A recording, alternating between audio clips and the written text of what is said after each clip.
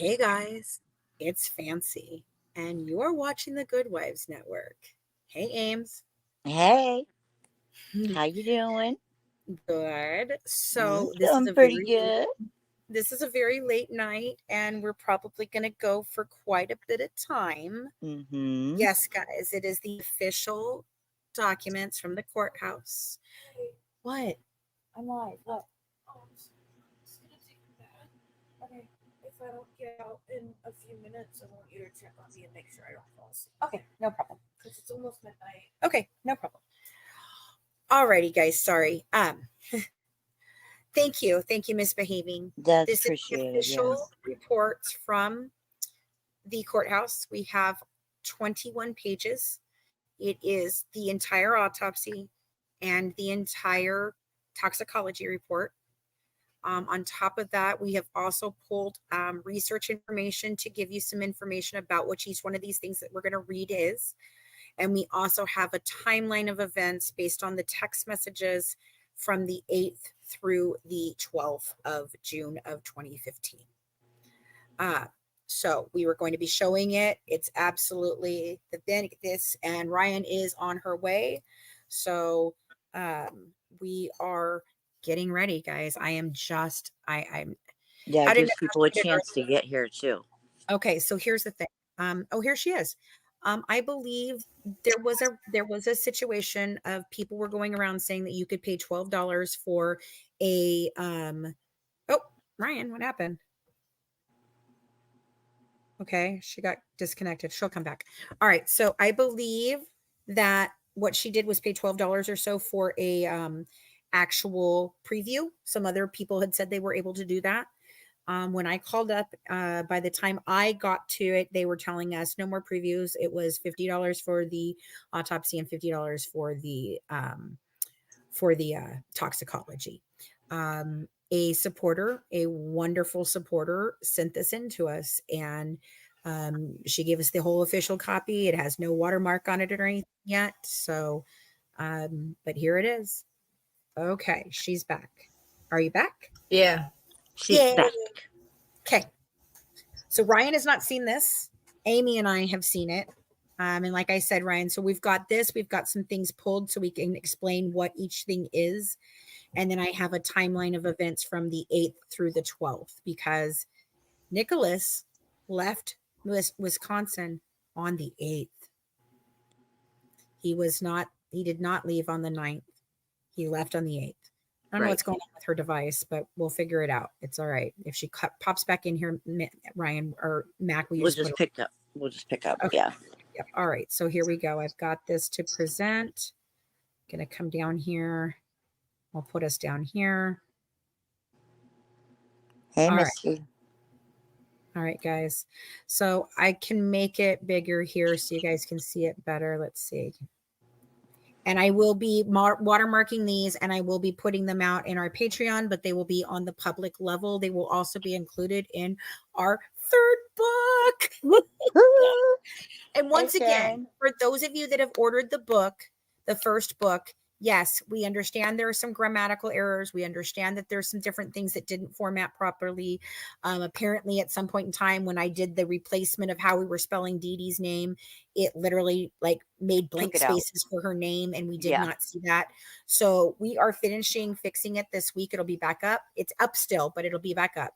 If you happen to have a copy that you would like to trade in, you may send that back to Amazon. And if they give you any problems, let me know and I'll try to make sure you can get it, swapped out with me. But I definitely want to make sure you guys get the right one. But there's only 100 copies of the one so far sold that don't have the changes. So you might want to hang on to it because you never know. It might be worth something one day, kind of like the Beanie Baby tags that, You never know. You never know. Oh, she's back. There we go. You back? Yeah, I'm here. Okay. All right. So here we go. I'm going to read it and we'll discuss as we go. So this is the first page. It's the final diagnosis of the postmortem examination of the body of Claudine Blanchard. Now remember, it has the E on the end and her name is spelled differently here because at the time that was the spelling of both names that she was using at that time. All right. So Investigation to date reports that Ms. Claudine Blanchard was found lying prone in her bed at her residence, which means face down. Ms. Claudine Blanchard was pronounced dead at the scene at 3:13 p.m. on June 14th, 2015. Medical history of asthma, gastroesophageal reflux disease, thyroid disease, diabetes, headache, hyperlipidemia. I looked up hyperlipidemia. That's so high cholesterol. high cholesterol, but it also means that it's not necessarily, it can be deadly and it can have problems, but it's not usually what causes anything to happen. It's a symptom of other things. And she had a history of endometrial cancer. I am trying to find out when this cancer was in her records. I do have some limited records, but we're working on seeing if we can get confirmation of when this was. She has a surgical history of hernia repair, appendectomy, tonsillectomy, hysterectomy, which means, obviously they took that when the cancer, and that's how she beat the cancer, would be the hysterectomy. I just went through this. So when I had my hysterectomy, they found a precancerous lump in my cervix. And so they weren't originally going to take the cervix, but then they took this whole cervix as well, is how my doctor explained it to me. So if she had the hysterectomy, it could have been because of the endometrial cancer, and they would make sure by removing it, it would then give her the best prognosis for it not spreading and it not being continuing to spread through the body, and she would have it all removed. So then she would have a full recovery. So I don't think there's any indication that she did actual like radiation or anything yet. We don't have any of that. So, and then this Gallbladder removal. Yeah, this is gallbladder removal. Okay. What? Okay.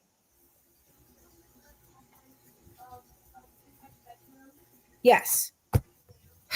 Hold on, guys. You think at 11:30 Is this good? She will return. Okay. That's really not a lot of surgeries, to be honest. No, it's not a lot of surgeries. And some of these, I do believe I think she had the tonsillectomy when she was a kid, actually. I don't know when the appendix was taken, but yeah, that's not a lot of surgeries. Autopsy's findings of multiple stab wounds and multiple incised wounds. That's going to become really important in just a minute. Let me find. Okay, so if you want to know what incised wounds are, they are cuts or slashes in the skin caused by a sharp object. Incised wounds are usually longer than they are deep and can often have clean, sharp edges. Inside wounds can puncture blood vessels, which can lead to significant blood loss. Just so you guys know. Okay. All right, we've got hyperlipidemia. All right, so there's going to be some other things that come up here as we read this, and I've got all of that here. So let me go ahead and go on to the next page. Any questions or anything? I can't see the chat when I'm doing this, guys. So if they have any questions or anything, I over there, will. I will. I'll let you know. All right. We got a super chat. We got a super chat from Killer Thorn. Oh, Thank you wow. so Thank you much. so much. Thank you. Thank you. Okay. So the toxicology is non-contributory, which means that nothing indicated in the toxicology could explain why she died. So this is his first opinion. It is my opinion that Claudine Blanchard, a 48-year-old white female, died of injuries of the neck, back, chest, and abdomen due to multiple 17 stab wounds and multiple incised wounds. Her manner of death is ruled as a homicide. So what that indicates is that besides the 17 stab wounds that we've all known about, there is also multiple shallower and less deep but longer wounds that were all over. And it was on her abdomen, her chest, her back, and her neck. So there are on the front. There are some on the front. There's some on the side of her neck. There's also some on the side of her chest, and then in the back. So that is the first page. There you go. You guys can see that. All right. So page number 2. On June 15, 2015, at the Greene County Medical Examiner's Office, so this means after the body's been transferred to the medical office, Sorry, I'm in Springfield, Missouri, a post-mortem examination was performed on the body of Claudine Blanchard, an adult female. The autopsy was performed under the authority of the Missouri state law. The examinations was conducted by medical examiner Jeff Harkey, assisted by Tom Vanderberg of the medical examiner's office, and was begun at 12:50 p.m. Prior to her death, Ms. Claudine Blanchard had lived with her daughter in a residence in Springfield, Missouri. After their neighbors reported to the Greene County Sheriff's Office that both women were missing, a search warrant was obtained and deputies entered the Blanchard house residence on June 14, 2015. Ms. Claudine Blanchard was found lying prone in her bed. There were obvious signs of death. No resuscitation efforts were begun. Ms. Claudine Blanchard was pronounced dead at the scene at 3:13 p.m. on June 14, 2015.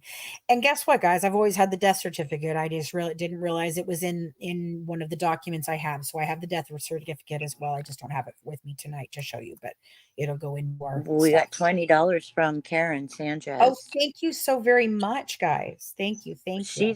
We are her first live, and I'm like, oh my goodness, I'm that's so so excited. cool. Okay. I'm so glad she, yeah.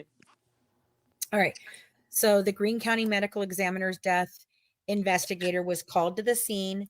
Oh, Matt, can you put Ryan back up? Are you able to add her? Yeah. Okay. I didn't know if you could or not. All right. Was called to the scene and reported that Claudine had incised wounds of the neck and multiple stab wounds of the back and torso.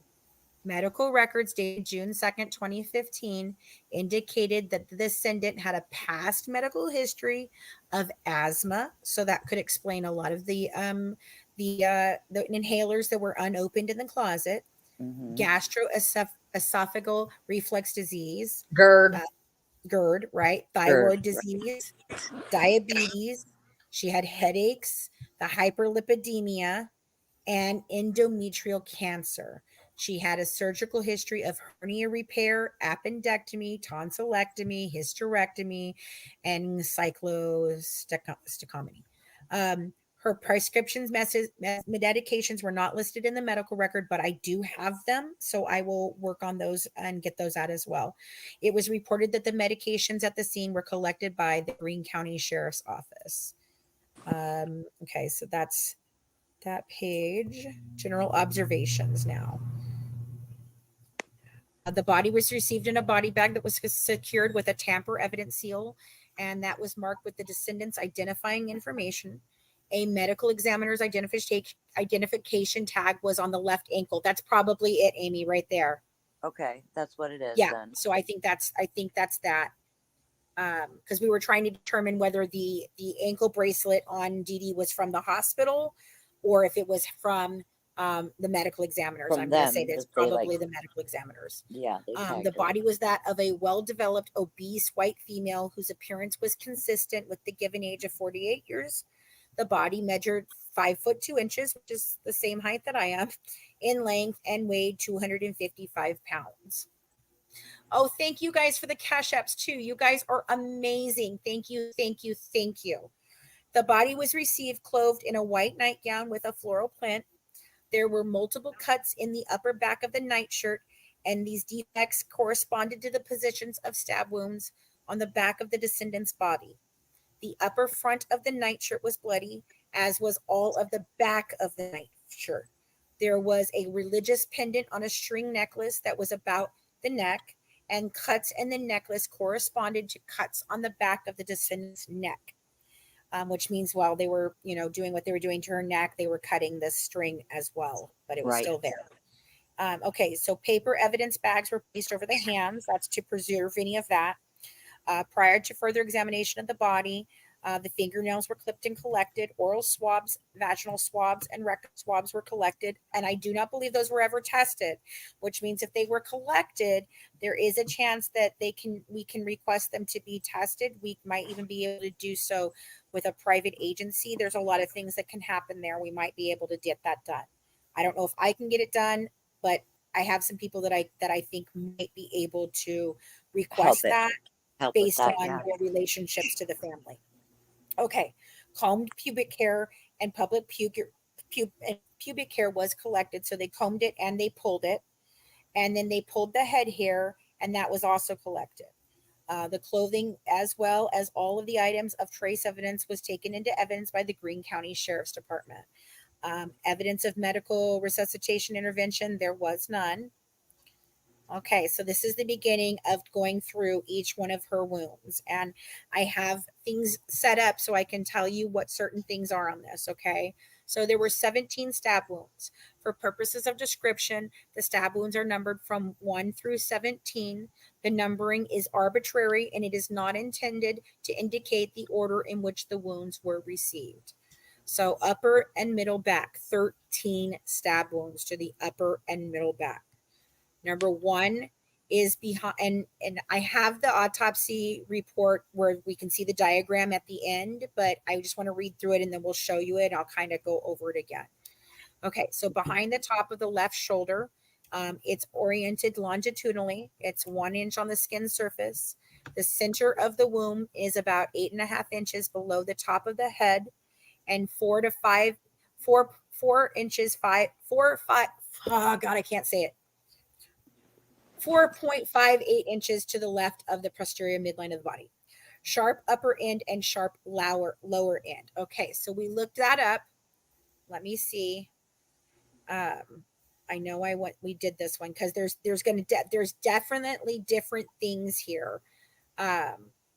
Because there is several different types of ways this wound go in. So there's a sharp one. There's 2 sharp ones. There's a sharp one with a blunt. There's a blunt one with a sharp. So it's all over the place with different ways that this was done. It could indicate different, weapons, or it can indicate a mixed type of weapon that would have a sharp end and a very blunt end. Read it to me again. Can you read that to me and tell me if it's is it the sharp left supermedial one, or is this just the sharp and the blunt? Which one? The very first one that we're looking at right there. What is the Sharp what is it? upper end and sharp lower end. Okay, so that's sharp and sharp. So that one would be indicating that it's one weapon and it goes directly in and out. All right. So the wound direction is back to front.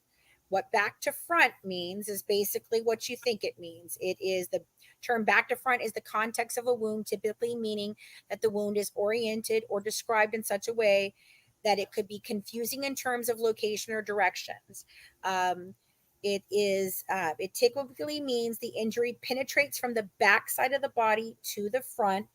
This directional description helps medical professionals understand the trajectory of the wound, which can be important for assessing the potential damage to internal organs or structures. For example, if someone is stabbed in the back and the wound exits through the chest or abdomen, it will be described as a back to front wound. This information is crucial for determining the severity of the injury and planning appropriate treatment. All right, so this is important. This is going to be, you're going to see wound direction is back to front, but so that is where they're not indicating whether it's a right-handed stabber or a left-handed stabber, okay? And Ryan, you did some work on this and you said how many could definitely not be left-handed? 3 cannot be left-handed according to the pictures on the autopsy. There is 3 that could not be left-handed no matter what way I attempted to try it. And Right. I'm officially left-handed, but I use my right. But when I tried to do it, there's 3 that you cannot do left-handed. You would have to reach across your body. No, I mean, you're going to reach across your body anyways for where these are located because they're on the Right. upper right quadrant. But again, if he were to change hands, it would have been able to be done. Just saying. Right. Okay. Right. And I did ask about that to some of my criminologists, and they said, considering that it was his first one, if it was Nicholas, it was his first one, and he is dominantly left-handed, which we saw him sign not only his Miranda rights, but also things other times in court and other ways that he signed things. He signed it left-handedly. So they said the likelihood of him changing from one hand to the other in the middle would be slim to none, because he would be more confident doing it with the hand that he's got dominant. Now, if he's ambidextrous on a regular basis, then possibly, but I do not believe that there's any indication before that Nicholas was ambidextrous. So I mean, that's I'm my- left-handed, but I would, if it was me, I would have been doing it with my right hand. But if your right hand gets tired, maybe your left hand kicks in. I don't know. right. But Yeah, I've just never. Yeah. okay. You're left-handed, Ryan. Yeah. Yeah. But did they force you to be left? Did they try to force you to be right-handed? No, they did tried that to force my grandma, mom. though. No, I write with my left hand, but I do everything with my right hand. I write with left. I do everything with right. Emily does that too. She writes with the left, but she does everything with the right. But it just depends. Okay, so there you go. But we have that's this where it says. So there's 3 that could not be done with the left hand.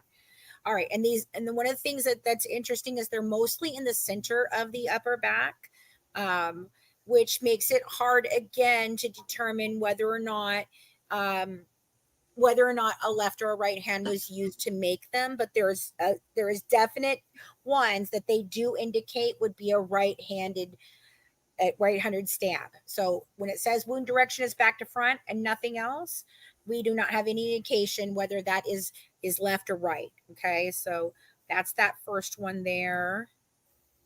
Okay, so now this next one's so number 2 is oriented somewhat transversely.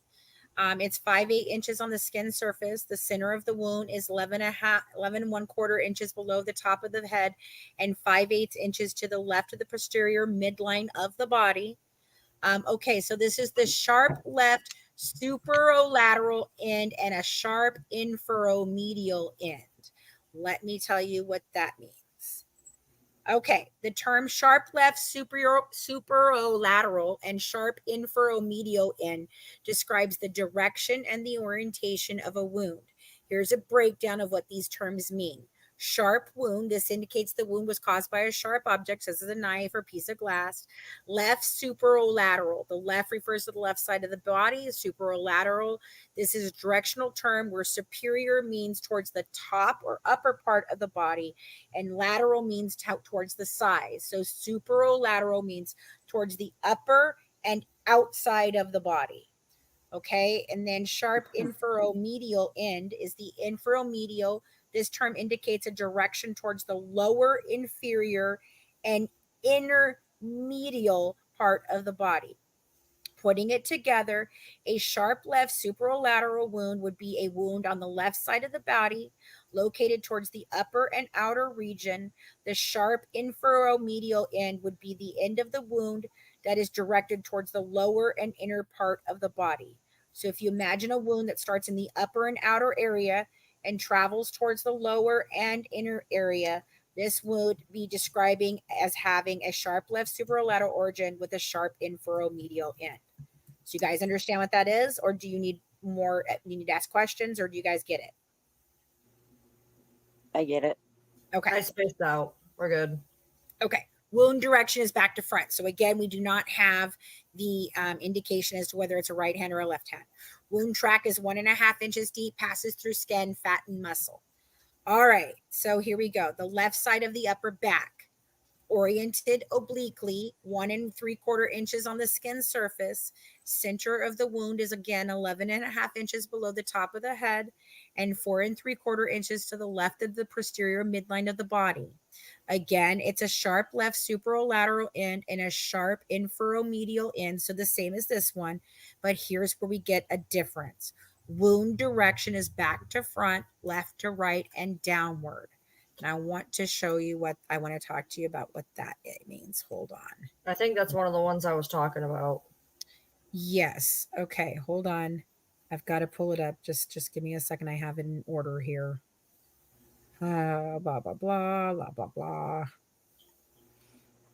Mixed lividity. I'm going to talk about that. Okay. Hold on. Maybe it's on a different. Yes. Okay. Here I go. If a wound is labeled as left to right, this means the stabbing motion was directed from the victim's left side towards their right side. Therefore, the stabbing hand would be hold on, where did I have it? Wait a minute, that's the wrong one. I have it backwards. Hold on. Where did I go? Where did I get it? Damn it. pulled up the wrong one. Hold on. I had it earlier. Sorry.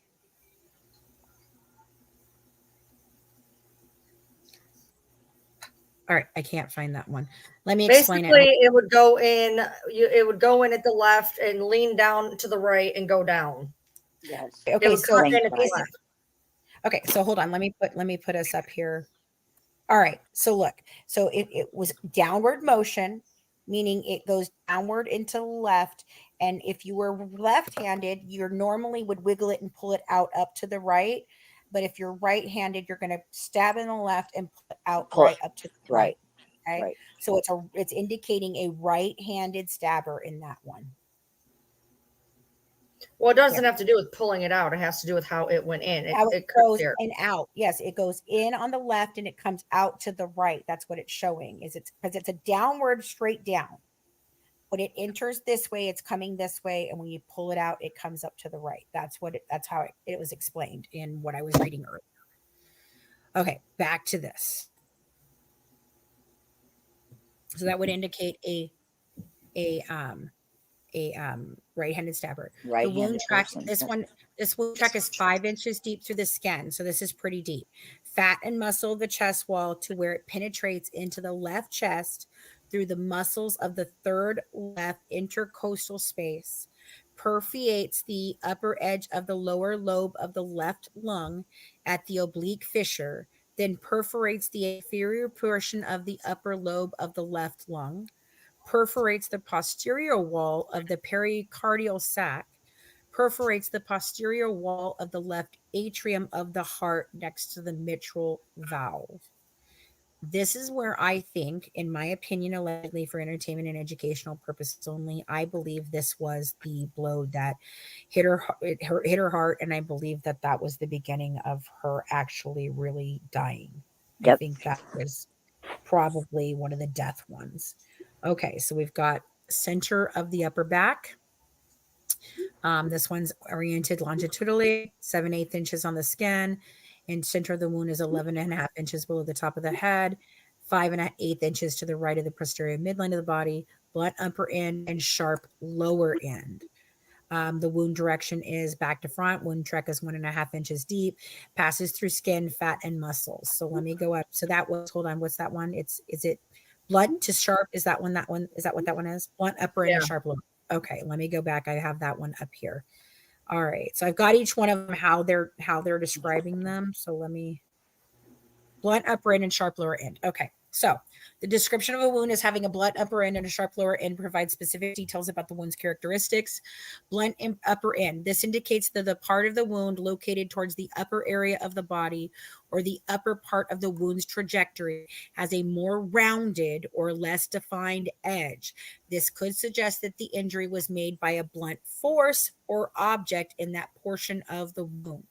The sharp lower end, this means that the part of the wound located towards the lower area of the body or the lower part of the wound's trajectory has a more defined or clean edge. This implies that the injury in this position was made by a sharp object. In summary, this description tells us that the wound has a transition from a blunt, less defined edge at the top or upper end to a sharp, well-defined edge at the bottom or lower end. This could happen in cases where an object causing the wound changes from blunt to sharp, or when a wound starts with a blunt force impact and ends with a sharper penetration. And this is the one that so right, either, let me keep going. So okay. then I asked what type of weapon would cause a blunt upper end and sharp lower end wound. And this is what it came up with. A wound with a blunt upper end and a sharp lower end could be caused by a weapon or an object that combines both blunt and sharp characteristics, or by an object that changes its impact or penetration as it moves through the body. Here are a few examples of how such a wound might be created. So it could be a bladed weapon with a blunt handle. A knife or similar weapon with a sharp blade but a blunt or rounded handle might cause a wound with a blunt upper end where the handle made initial contact, transitioning to a sharp lower end where the blade penetrated deeper. It could also be a combination weapon. Some weapons might have blunt and sharp elements, for instance, like a tomahawk or a sharp blade on a hatchet. It can also penetrating object with blunt impact, an object that is initially blunt but has a sharp point, such as a spear or a projectile with a board or with a broad blunt tip that tapers to a sharp point, might create a wound with a blunt upper end and a sharp lower end. Blunt trauma followed by sharp penetration. And this is the one I think that is most likely for this. And we can discuss this, but this is my bet. A wound could also result from a scenario where an initial blunt trauma, such as a form of a blunt object or impact, was followed by a sharp penetrating injury, such as a stab wound in the same area. For example, a blunt object might cause a laceration or contusion that is then followed by a sharp object piercing the already injured area. I don't know, say a 2x4 and then stabbing her. Just saying. What do Punching you her. guys think on that? Or punching her and stabbing her? What do Punching you her, and I don't know. It sounds like she was really beat up.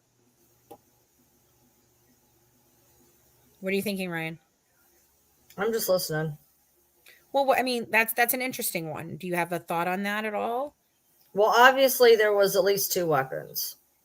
I mean, that there has to be, because if they're all talking about sharp to sharp and then there's a blunt to sharp, there obviously has to be two weapons.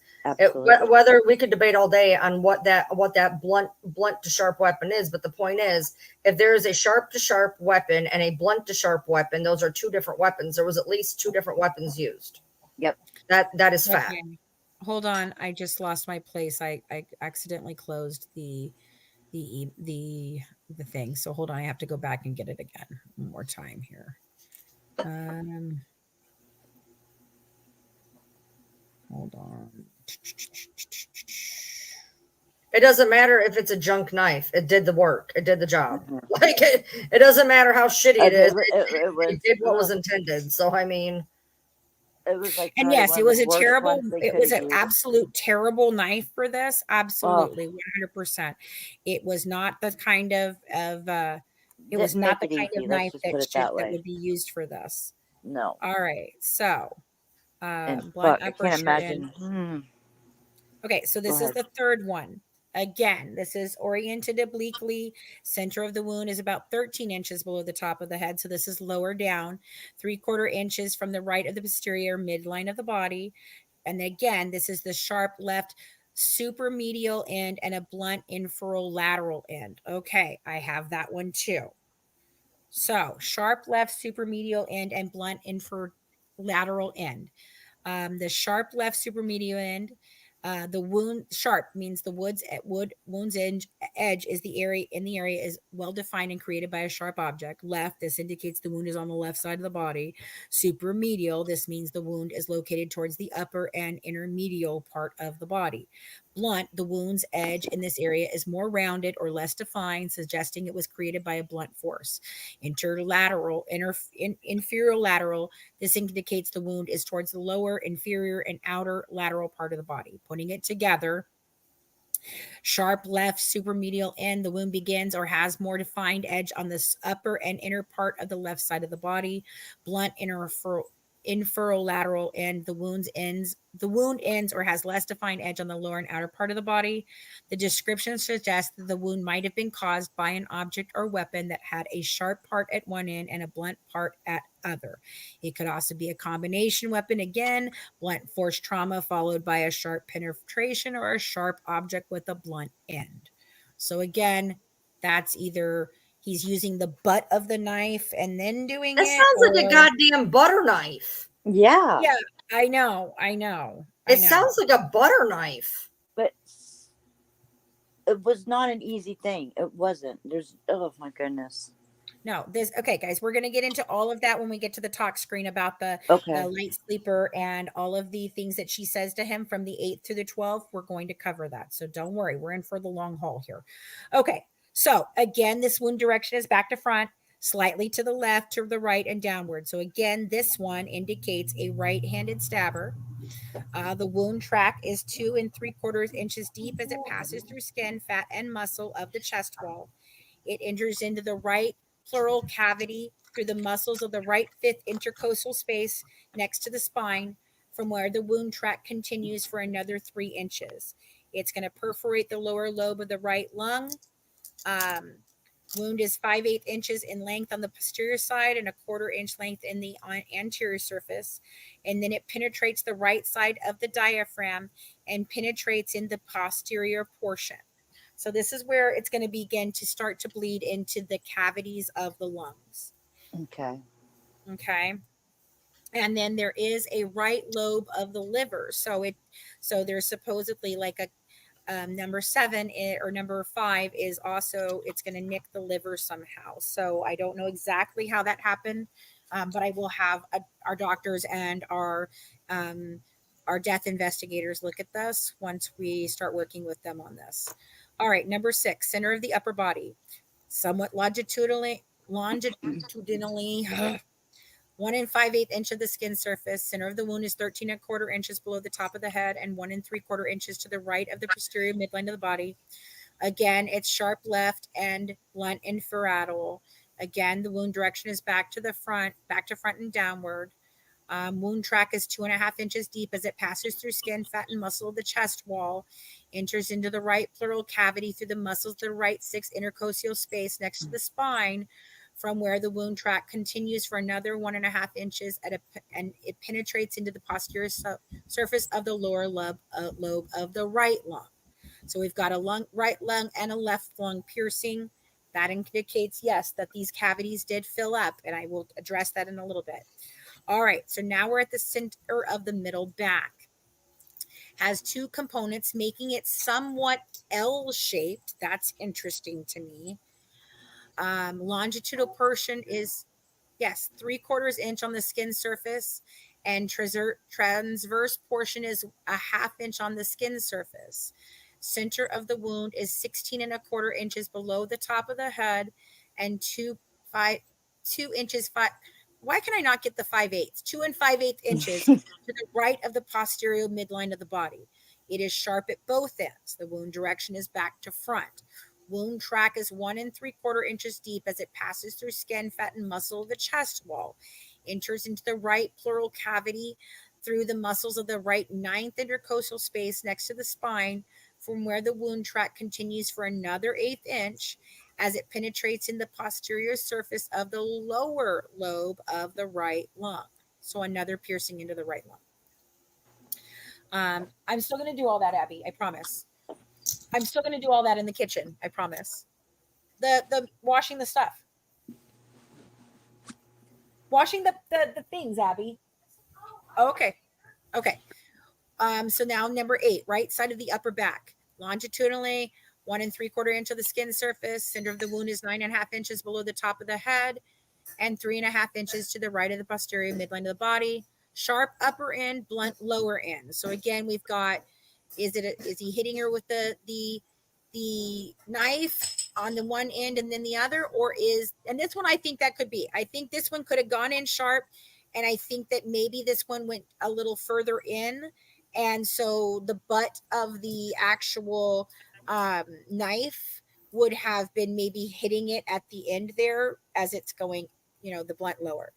And Craig said he noticed, because Craig does a lot with knives, and he noticed, yes, it was a curved blade, serrated blade, but when Nick does talk about it getting stuck in there, it is possible that that's what's happening, is because there's a little piece that like kind of hangs down and comes, and then it has another part before it gets to the actual handle. So it's like a little hook that comes down from the blade, and then there's another little, tiny bit that's just straight blade, nothing there, no cutting or anything, and goes right into the end. So he said, if he was having a hard time getting it out, that little hook could have been the reason why it was having a hard time. Just so you guys know, I'm trying to be as as detailed and honest about this as possible, because I'm not trying to look for anything other than the truth. Right. It would cause a wider gash. Yes. Struggling to pull it out. Right. We would, and we'll be able to look at that with the crime scene photos. Okay. So again, this wound direction is back to front, right to left, and downward. So another right hand stab. Wound track is 4.5 inches deep, passes through the skin, fat, and muscles. So this is one of the deeper ones.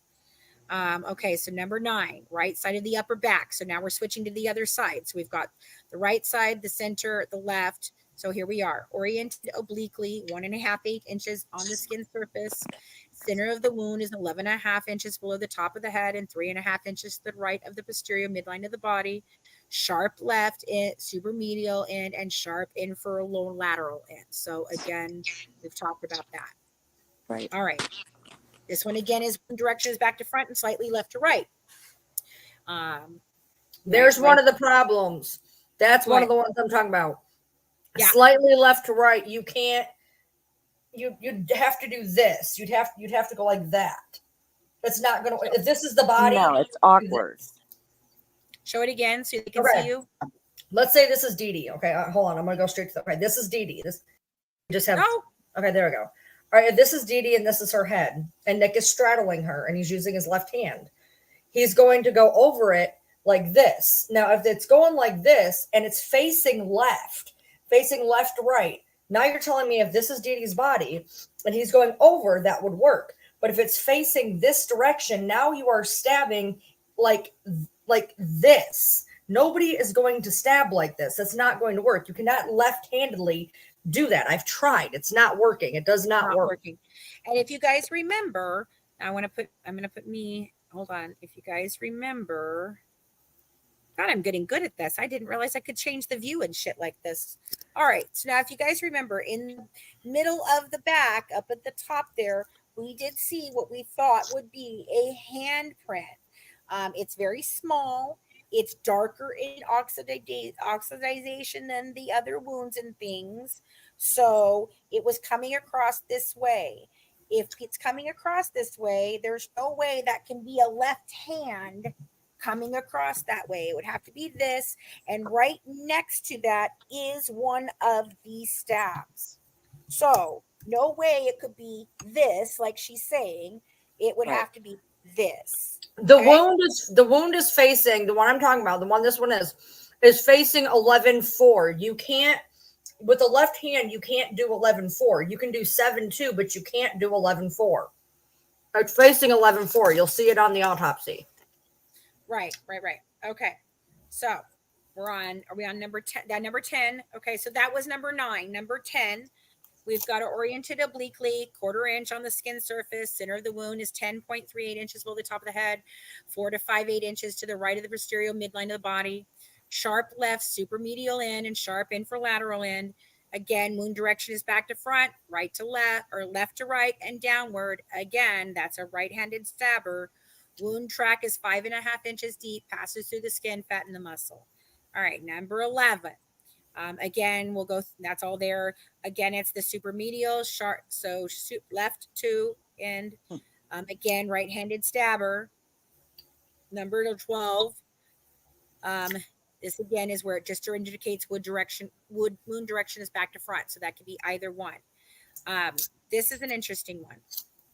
Okay, so this is lower in the body, 15.5 inches below the top of the head, 6.5 inches to the right of the posterior midline of the body, 6.25, sorry. Wound track is at least 7 inches deep. It perforates the skin, fat, and muscle of the body wall. It penetrates into the right chest cavity. It penetrates 1/4 inch into the posterior surface of the lower lobe of the right lung. So that's a very deep wound. That's one of the ones that probably got stuck going in and didn't quite come out.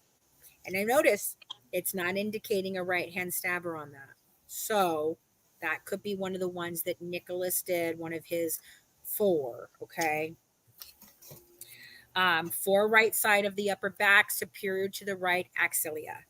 Enter the wound is 9 inches, sharp upper end, sharp lower end. back to front and slightly right to left.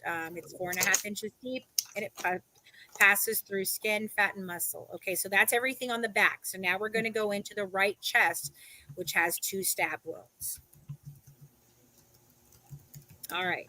So on the right axillary line, do you guys know what that is? Because I don't know what that is necessarily. Do I need to look that up?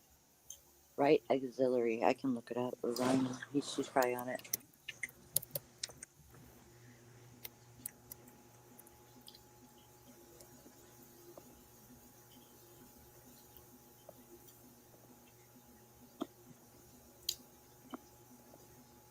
Under the shoulder joint where the arm connects to the shoulder. That's what it does. Okay. All right. So it's oriented nearly transversely. It's a 1.5 inch on the skin. Center of the wound is 17 inches below the top of the head and 9 inches to the right of the midline. Sharp posterior end and sharp anterior end. Wound direction on this one is again right to left, right-handed stabber. Wound track is 4.25 inches deep as it passed through skin, fat, muscle of the body wall. The wound track then continued another 3 inches as it passed through the lower recess of the right pleural cavity, then perforates the base of the lower lobe of the right lung, then perforates through the lateral edge of the diaphragm, and then penetrates into the right lobe of the liver. So this All is right, on well, go ahead. I just want to say something. When it says that the wound track is right to left on the front of you, right to left would be left-handed. If I were to do that, it'd be right to left. That'd be a left-handed. Okay, so that is a left-handed because it's on the front of the body, right? Right. Yeah. Okay, I missed that. That's the one thing I did miss. Okay. Yeah. So that would be be left-handed. left-handed. That would be left-handed. So that's another one that we could say Nick did. I know that they had talked about ones by the collarbone, so that we're in the right area because at the trial they were talking about ones by the collarbone. Right. Okay. So then there's the right super. Yeah, there we go. Supraclavicular. This is the one by the collarbone. Okay. So this is obliquely. Hold on. Wait a minute. I want to read. Hold on. Let me look up one word there.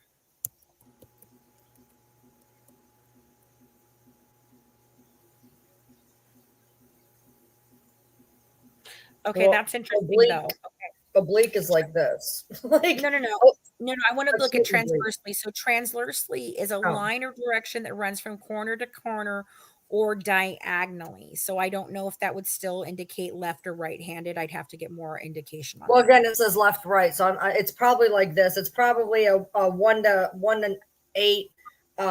Standard, just like kapow. Oh, see, that says right to left. So that would still be a right hand. No, right to left. It'd be left-handed, but no, wouldn't it be okay? No, like if you're on the front, because on the back, the ones that were left to right were indicated as being a right hand stabber. On the front, it would be right to left. That would still indicate a right hand stabber, right? Well, it depends on if they're considering right the top or right the bottom. That's the problem. Okay. I mean, that would change everything. It doesn't say whether the top was right or the bottom was right. So okay. So that one I'll get more clarification on. Sharp left superlateral end and sharp inframedial end. Wound direction is downward. Wound track is 1.5 inches deep. Passes the skin, fat, and muscles. In association with 6 stab wounds that penetrated in the chest, wounds 3, 5, 6, 7, 12, and 14. There were 250 milliliters of blood and clots in the right chest cavity. There were 500 milliliters of blood and clots in the left chest cavity. And there were 100 milliliters of blood and clots in the pericardial cavity. All right. So Natasha Cooper likes to tell everybody that she bled out internally. Let me explain this to you. All right, hold on. I've got to see if I did it right here or if I did it in another area. All right, I think it's this one right here. Close that. Okay. All right. There was 1 cup of blood in her right chest cavity, 2 cups of blood in her left chest cavity. I'm looking it up. I'm looking at it. I'm looking at it right now. Okay, listen, an estimated blood volume of weight is 255 pounds in a woman that's 255 pounds, that's a female. Their average amount of blood that they have in their body is 7,518 milliliters. If you do milliliters to gallons, that's 1.98 gallons. All right, you might be right on the cups. So yes, so cups. I know, because Go I'm ahead. staring at it. Right. Okay. No, I just knew I had the other information about Okay, all of that. 250 milliliters is 1 cup, 500 is 2 cups, and 100 milliliters is about a third to a half of a cup, about a half a cup. And people have more than a gallon of blood in their body. Right. They have a lot more than a gallon of blood. They have like 6 or more. So that's not accurate. Well, I think it's actually, we had to look it up, and I was wrong about that. I think it might be close to 2 gallons. So what that indicates is that less than 10% of the blood in her body was left inside of the cavities. So that's less than 10%. Where did the rest of the blood go? Yeah. There's like 3/4 of it that's not in a lot of for. internal bleeding. It's not a lot of internal bleeding. Okay. I lied. They only have 1.4 gallons. My bad. What? Only because if there was Killer Thorn, she would have been very blue, very purple. Right. Okay. Now there's that's something why that we was say there we was don't think there it was was internal. something that's used, and I don't know if I've gotten to it yet or not, but there's a word that they're going to use, 2 words. It's called visceral pallor. And when I looked that up, what that means is a whitening of the skin because of loss of blood, not internally, externally. It's not in the mattress, child of God. I know you have said this over and over again. It is not in There's the nothing mattress. on the mattress. There's nothing on the mattress. Nothing on the mattress. There are nothing. Okay, no problem. There are only 3 small pieces, small blood spots on the top of the mattress. It did not go down into the mattress without being all over the mattress. Okay, thank you. All right. So generally we have about 1.5 liter or 1.5 gallons in there. But what I was saying about the visceral pallor is an indication of the whitening of the skin. All right. No, there's no blood on the mattress. It's very, very small amount. All right. Yeah, I confused liters and gallons too. So did Amy. We all got it. I do think they did check a drain. There's a picture of that in the crime scene photos. Child of God, I know that you're just asking, but you know what? You don't have to tell me to calm down. I have every right to feel the way I feel. Goodness, and if don't do that, because I will put you out for the night. All right. So visceral pallor means the whitening of the skin. If it was internal bleeding, then it would be. Abigail, can you please put in headphones for tonight? It's very important. Thank you. I can hear her whispering. Oh my God. Mm-hmm. Okay. Visceral. You're going to wake your dad up and he's going to be very angry. No, Abigail, I haven't been on live for over a week. Shut up and go to bed, please. Thank you.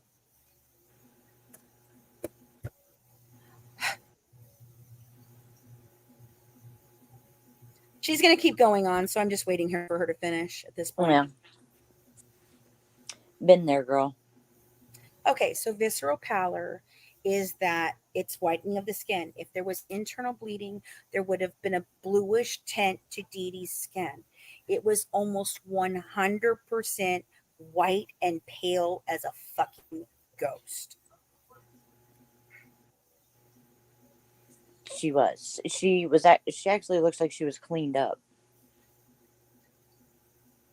All right. To me. So yes, it does look like she was cleaned up. All right. So let me go back here to give you guys. All right, we're at the right kind of thing. All right. Okay, so 250 milliliters, 100 milliliters there in association with the 2 stab wounds that then continued through the diagram and into the liver, wounds 5 and 14. There was a trace amount of blood about the liver in the peritoneal cavity.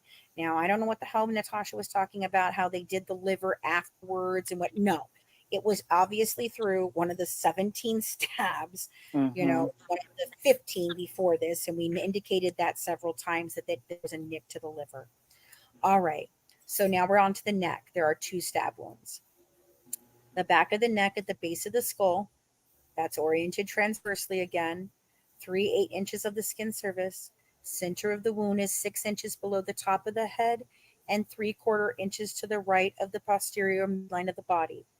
Sharp left medial end and sharp lateral end. Wound direction again is just back to front. Wound track is 2.5 inches deep and it passes through skin, fat, and muscle. So that's the back of the neck of the base of the skull. Let's see what you play. Oh my goodness, she found a spoon. Right side of the back of the neck at the base of the skull, oriented transversely, 1.5 inches on the skin of the surface. Center of the wound is 6 inches below the top of the head and 2 3/4 inches to the right of the posterior midline of the body. Sharp left medial end and sharp lateral end. Wound direction is downward. Wound track is 3 1/4 inches deep and it passes through the skin, fat, and muscle. All right, there were multiple incised wounds on the neck, and there was 1 incised wound on the left hand. Again, those are less deep and longer in length than the other type of wounds. Transversely across the back of the neck, 7 inches below the top of the head.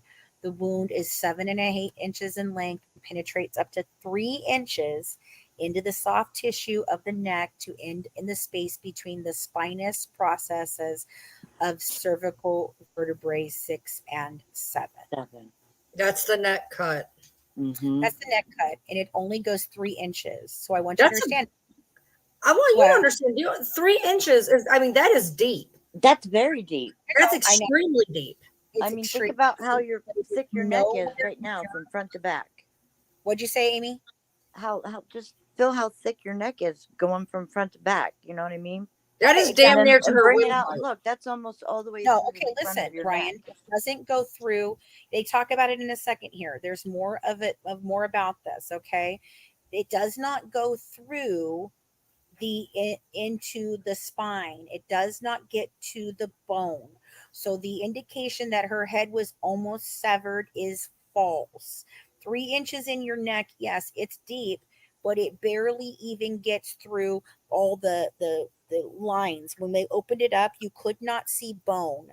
If it was actually a severing of it, you would have gotten all the way to the bone and through it and on, and it didn't even make it to the actual bone. Transversely on the left side of the back of the neck, as 6 inches below the top of the head, the wound is 3 1/4 inches of length and it's superficial. So this is a scratch. Okay.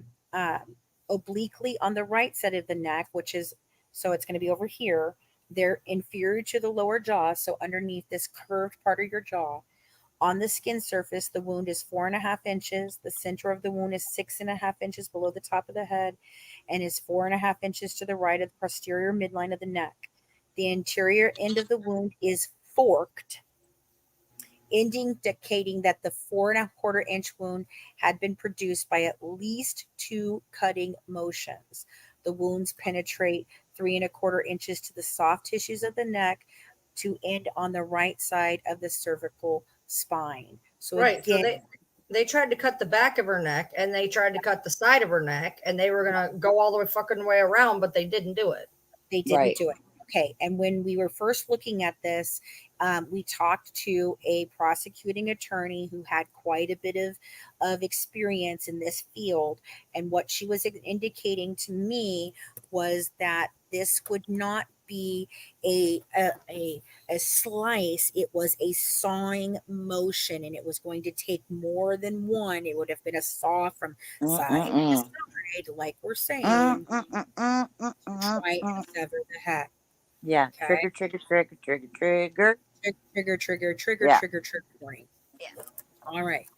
But yeah, it's Okay. very disturbing. Very disturbing. Yeah. Brutal.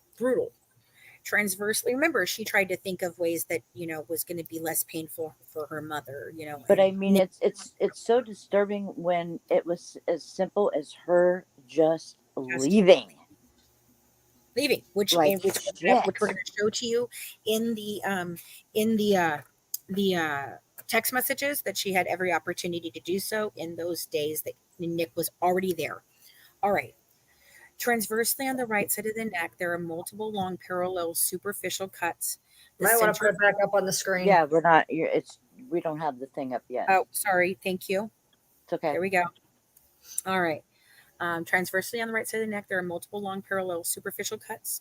The center of the cluster of cuts is 7 3/4 inches below the top of the head and 4 3/4 inches to the right of the posterior midline of the neck. On the left hand, there is a superficial cut, 3 1/4 inches in length. The cut is on the radial side of the dorsal aspect of the fourth digit. So that's the cut on the hand. Alrighty, so that's all the cuts. That's everything. External examination. The body was cool and is in an early state of decomposition, characterized by the passing of rigor mortis, drying of the fingertips, darkening of skin in the face, and skin slippage on the face and upper chest.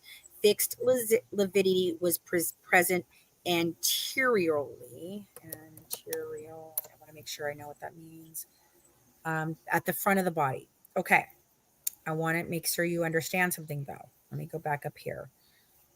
Ryan and I have talked about this. Amy and I have talked about this. So, oh God, I don't like that at all. Okay. So if we've talked about it before about how the lividity is different, and they're saying it's fixed lividity towards the front. And up here, yes, it was all towards the front. But what didn't happen was a front on the actual torso. Okay. The lividity on the torso and the arms are different. And the lividity on the torso actually comes to the side of her body and around to just half of her stomach, indicating that she was not always on her actual stomach. So that would indicate a moving of the body. And if it is done before between 2 and 4 hours of the death, then that can switch the lividity at that point. And it would be mostly to the front and anterior, but there were other places that it was not front and anterior. So it would have shifted and the lividity then would have still been able to be moved. If it goes past 2 to 4 hours, then they cannot do that. So whatever period of time that she was upright or wherever else or anything else, all of that, that's indicating why the lividity was going differently. But if they moved her during that period of time, then it would absolutely still look fixed and down. Does that make sense? Mm-hmm. Brian, does that make sense? Yeah. Well, you talked about this though. Your friend had said something about the lividity, right? Well, no, I still want to finish reading whatever it says because it's saying anteriorly, which would mean she was on her stomach. But to look at the pictures, it is not right. just Exactly. there. Right. Okay. But it didn't say where. So that's what I'm saying. There's an indication of it being on the side and to the front, but most of it is to the front, indicating if she was moved before she sit into a specific part of rigor mortis, then it would be that way. That's what it is still double jeopardy. She still got it for murder. It is still double jeopardy. Continue. Okay. There are definite ways that dual sovereignty can come into this. We will talk about We're not talking about that. That's not what we're talking about. Somebody made a comment about it not being technical double jeopardy. It is at state level. It is. Yes. All right. The scalp hair was light brown and was short. The earlobes were cosmetically. We don't see it. Oh, fuck. Is that one? Okay, there we go. There you go. The scalp hair was light brown and was short. The earlobes were cosmetically pierced. There were body fluids on the face and the nose and in the mouth. The ears and nose were otherwise unremarkable. Now, I know that Natasha seems to think that that means that the actual thing, the nose was not broken. However, My husband brought up a point, and he's broken his nose several times. He says that the nose is mostly not made of bone. It's mostly made of cartilage. So a fracture may or may not show in anything, and it would be unremarkable unless it is slightly, he said you would indicate a nose being broken more by the position of it. And if you look at Dee face, there is definitely some off-centeredness of the nose, and it is definitely pressed in. And no, it did not happen from her just laying on her freaking face. Oh my God. Anyway, Mm-hmm. do you have anything else to add to that, Ryan? No, but it also did talk about skin slippage of the face, which could also be a problem as to why the nose was moved. Because if there was skin slippage on the face, that could make the nose look like it was broken. Yes, exactly. And she did, and it also talks about the fact that she was bleeding out that ways too. All right. The eyes had a white scleria and injected conjunctivae. I don't know what that means. Cloudy cornea obscured in the irises. The neck was obese and had no discernible masses. The thorax was symmetrical. There was postmortem puncture wounds in the right upper quadrant of the abdomen, which means after death. No, before death. No, that's after death, post-mortem. Post-mortem. There was a post-mortem puncture wound in the upper quadrant of the abdomen. Now, I know that a certain other person had said that was from the medical examiner, but they wouldn't have included that in the autopsy. Right. Okay. So there was no, because they go through a whole way of what he did and how he did it. So that's all explained in some of these pages. There was the scar from her gallbladder. Yep, that's the a 6 gallbladder inches. scar. So that's that. There was a transverse 5-inch scar across the lower abdomen. The abdomen was obese. The external genitalia was that of a normal female. She had the left tattoo on the left side of the body, and there was tattoos on the lateral sides of the body, lower parts of the legs. There was a longitudinal scar on the back of the lower part of the left leg that probably happened when she had her accident where she almost severed her foot in Louisiana. And that grandpa had to take care of her for, several weeks. The extremities and back had no significant deformities or any other abnormalities. There was nail polish on the fingers and on the toenails. All right. So this basically just says everything they did and how they did it. I'm not going to go through this very much. I don't think there's a whole lot here that we have to discuss other than the fact that this is what he did. There was no there's nothing wrong with her heart. There's nothing wrong with the ventricular posterior thick left. But the heart was enlarged. The heart was enlarged, yes. So that's right. I remember that. So the heart was enlarged. So it's a little over, with an average weight of 240. Yeah. The heart had an otherwise unremarkable epicardial surface with a moderate amount of epicardial fat. The coronary arteries had no evidence of anthrose, whatever, and there was nothing. Okay. But I did look into this. Hold on. I don't remember if I have it right here. Let me see. No. Okay. But basically it's just saying that, yes, there was an enlargement of the heart, but no, the heart is not what caused her to die. All right, here we go. Major arteries and great veins had normal distributions. So there, the respiratory, the larynx and the trachea were unremarkable. Right and left lungs were partially collapsed due to the hemothoracis. So basically, there's a difference between livor mortis and rigor mortis. There are two different things. Livor mortis is the pooling of blood in the body due to gravity and the lack of blood circulation after the heart stops beating.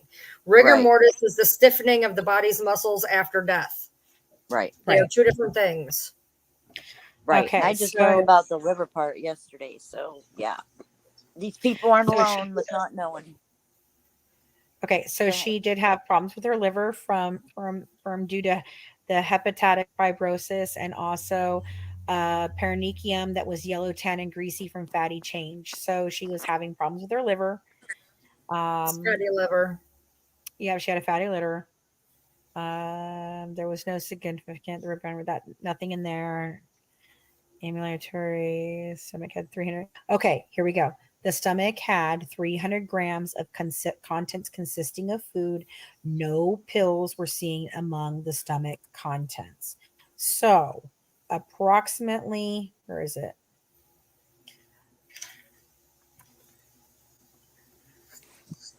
It's approximately 1.25 cup of food in her stomach, which means there was not very much in there. That's No, not a lot. that's a normal. That's actually a decent portion of food. That's a decent Like portion. it's a regular meal, Right. right? A regular meal. And But there was for no pills in there. no pills in there. But for Dee Dee, that would probably be a smaller meal. And it makes sense to me because at the time of her death, she was reading a book about eating healthier when through cancer. And I put that out the other day, debunking the fact that Dee Dee had all these dummies books and everywhere. Oh, cancer for dummies. No, it wasn't cancer for dummies. It was diabetes for dummies. She had diabetes and it was eating healthy through cancer. If Through that was cancer. just there for faking Gypsy's cancer, why would she need to know how to eat healthy through cancer? That makes no fucking sense. All right. The pancreas was normal. It says she This took a pill, misbehaving. It says she took her sleep meds, which were pills.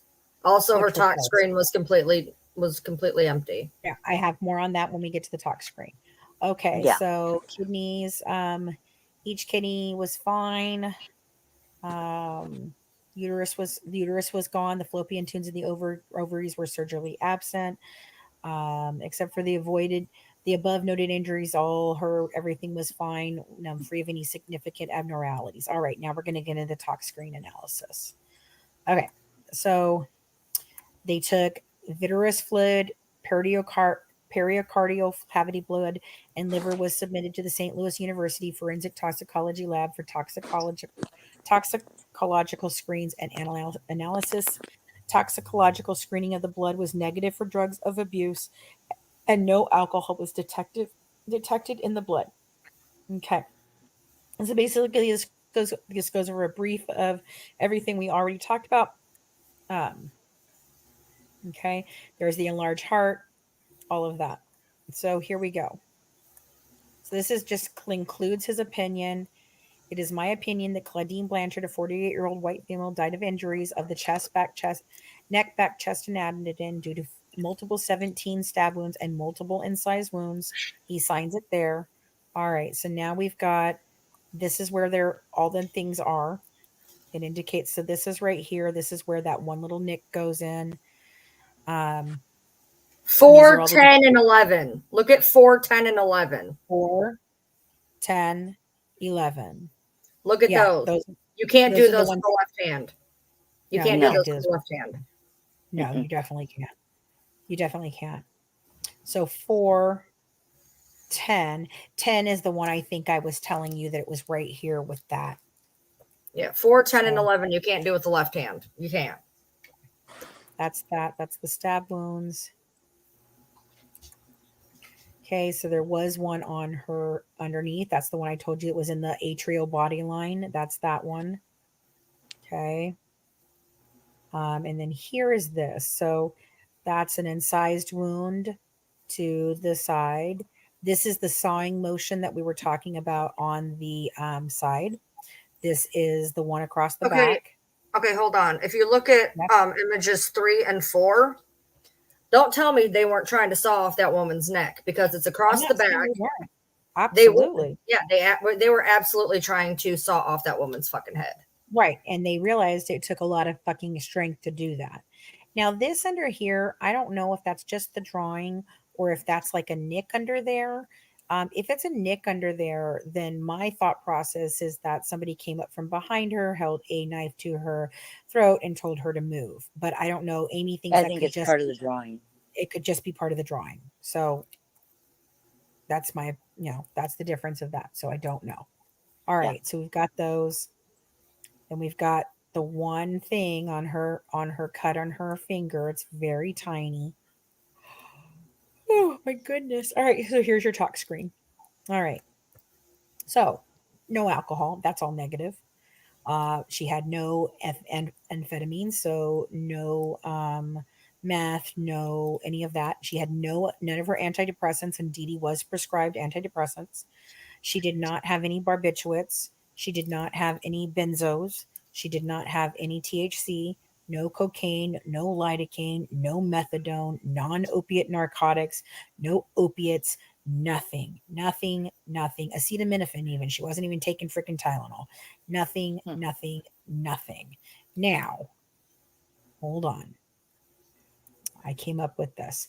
Now there is lots of different things, and I talked with our doctor that's on this too, and she said she would need some more information to give a real thought process as to how long it would take for these things to leave her body. But according to a timetable about the benzos, it stays in one system and it dependent on number of factors and timelines, but in the general sense, Valium can stay in there 10 to 30 days. Xanax is 5 days. Klonopin is 5 days. Ativan is 5 days. Okay, And but house is but 7 that's to specific 15 but hours. that's specific half-life. That's half-life of a body that is producing something that can let it out. When the body Right. Right. ceases to function, it is no longer going to break down those things, which is Right. why. So everything with that being negative, it's not because she sat there for 5 days. When the No. body ceases to function, it stops producing it to push it to Yeah. the kidneys to push it out because the Right. body's no longer functioning. So if there's Right. nothing in It's her not blood, it's breaking because it there was down. Right. nothing in there. And So exactly. it also says that it took samples from her heart and her liver, etc. They didn't just pull a screen. They checked tissues. They checked from multiple areas as you would in Right. a toxicology report. Right. So we're looking at a minimum of 5 days beforehand, all the way up to 30 days beforehand, that Dee Dee was likely not taking any medications, which would mean maybe Gypsy was withholding them. Brandy has a different thought process on this. Her thought process matches the thought process of my daughters that kind of put this out as a on a lark, that it could have been that Dee Dee and Gypsy came together, decided she was dying and she should, go ahead and um, stop taking everything and die. And the only way for her to make sure that, yes, it has no indication of any of the pain Oh, meds, there's no one hell of nothing. a way to go. Right. Okay. Exactly. It would be one hell of a way to go. But, and then come up with the fact that it has to be brutal to cover up everything else to distract from it. I do not subscribe to that. Okay. I do not subscribe to that. That is Brandy being very compassionate to Gypsy. And I told her that I have empathy, not compassion. She has compassion, not empathy. It is very different of how we look at things. That's why I'm going to take prosecution and Brandy will be over on the defense side of things when we do our documentary. She's agreed to help out. Okay. That liquid syrup would not be one of the drugs they tested for, no. Mhm. No. Now, Amy, you were talking about why you thought maybe some of and medications were labeled. Do you want to talk about that for a minute? Oh, I thought that possibly Dee Dee put, the labels on it so Gypsy would know what medication to give her. Right. Just one thought. Right. Right. It is one thought. Because it was weird that there's writing sleepy time med and shaky, the shaky thing. Yeah, it's Right. Okay. And I do believe the reason that I'd always said that I did not believe that Gypsy was taking the taking narcotics or any of that shit, or was addicted to pain pills or anything, was because I was told that, and we've never seen it. I was told that when they took her to the hospital after they picked her up and they took her to the hospital, that there was nothing found in her system. That could be a lie. Okay. It hmm could be a hmm 100% fucking lie, but she did not have any withdrawals. So I do not think she was taking them with any like actual um would have come up under opiates. Yeah, okay, we're telling you there's nothing in yeah, her system, guys. Nothing. There was yeah. There's nothing. nothing at all. And Nothing. yet she was insulin dependent. So Nothing of a toxic level. Let's just say that there's nothing at a someone's getting a toxic different tox level. report on Tuesday. No, Sherry, I was going to get a different tox report on Tuesday. There is no other tox report. This is the full thing. Yeah, we got it all. Okay. Yeah, this is the whole thing. So, right. I'm so angry right now too, Misty. You have no idea how pissed off I am. Yeah. All right. So, what were we talking about? Damn it. You asked me about the sleep time medicine, not Yes. staying Okay. in the system. Not seeing it in the system. Um, okay. So, what we're looking at here is basically nothing was in Dee Dee's system. And she told him that she went to bed that night. She told him she went to bed that night. She took her sleepy medication. She's lying on her stomach. And the only reason that I can think that she would have told him that was for the explanation of if she's asleep and doesn't move, then he would understand that, oh, she's just conked out, not Mm-hmm. dead. And I personally believe that what Nick is going to take to the grave is that Dee Dee did not make any noises. I think that she was already gone. And I think that he was coerced into basically taking the rap for this. And I don't know why. I really don't know why. Now, could it be that he still believes that he did this the four stabs that actually unalived her, and killed her, and he thinks that, and so that's what he believes? Yes. But I don't think she was talking. I don't believe she was saying anything. And I believe the things that happened to her beforehand is where the please don't hurt me gypsy and the I'm not dead yet. Again, I am indicating that this happened on a different date than what gypsy is saying, and I'm going to show you why I believe that in a minute. He does probably think he actually believes that. Dana, we're going to go through a lot of that, okay? I get toxicology screens because of my heart attack to prove I continue my meds with nothing else. Right, exactly. All right. So let me get through the rest of this. So basically, nothing, nothing, nothing, nothing. And then this is just they did the blood, they did the liver, they did the vitreous, they looked at alcohol, everything there, received in the lab. This is basically all of that good shit there. That's that. Um, Notice of circumstances surrounding death. So this is descendant's neighbor called GCSO to report the descendant and her daughter were missing. Neighbors had seen no activity and had not been able to contact descendant since Wednesday night. A neighbor is reported to have entered the residence through an unlocked window. He did not, but did not see anyone in the residence. Deputies saw a post on the defendant's Facebook stating the bitch is dead. A search warrant was obtained, and deputies entered the residence to find the descendant in the bed. Descendant is prone in her bed with covers pulled up to her mid back. Dried blood is notated over descendant's back and on the bedding. Several defects can be seen in descendant's nightshirt and in the sheet over her back, right there. Like I said, stabbed through the freaking covers. Descendant's arms are bent under her in a typical sleeping position, which does not show the lividity of that. Those freaking things do not look like that. There is a small area of blood beneath descendant's head and shoulders on the bed. Multiple stab wounds are noted to descendant's upper back and right side of her torso where her nightshirt is lifted. An incised wound is noted to the back and right side of the neck that is several inches in length. Bags are placed over her hands. When covers are pulled down, there are apparent blood smears on descendant's right lower back and flank. Body is secured in a body bag for transport. Deputies advise that there are additional Facebook posts that indicate that the descendant's daughter was also killed, but she has not been located. That, my friends, is all of the pages of that. There's no strangulation. It doesn't say anything about a cracked hyoid bone. Nope. There's no strangulation. It would have said that the hyoid bone would have had Okay, trauma Christy, to it. no, okay. I want to tell you about that. You're okay. I know what you're thinking of. It looks like it was used as a garrote. No, if it was used as anything, I would think that it was around her arms, where her arms would be tied up like this, which is why the lividity does not go down on her arms. It is up like this. Okay, what that actually is a prayer rag that Dee Dee actually slept with every night. It was her, like a rosary for her. Oh my God. Thank you, Mama Bear. I really, really appreciate it. Thank you. Thank you. Thank you. Thank you guys for all of the super chats. We are very appreciative of it. Okay. So I understand, Christy, you don't have to have a broken hyoid bone. You don't. But what I'm telling you is it was underneath her. It was in the middle of her, underneath her.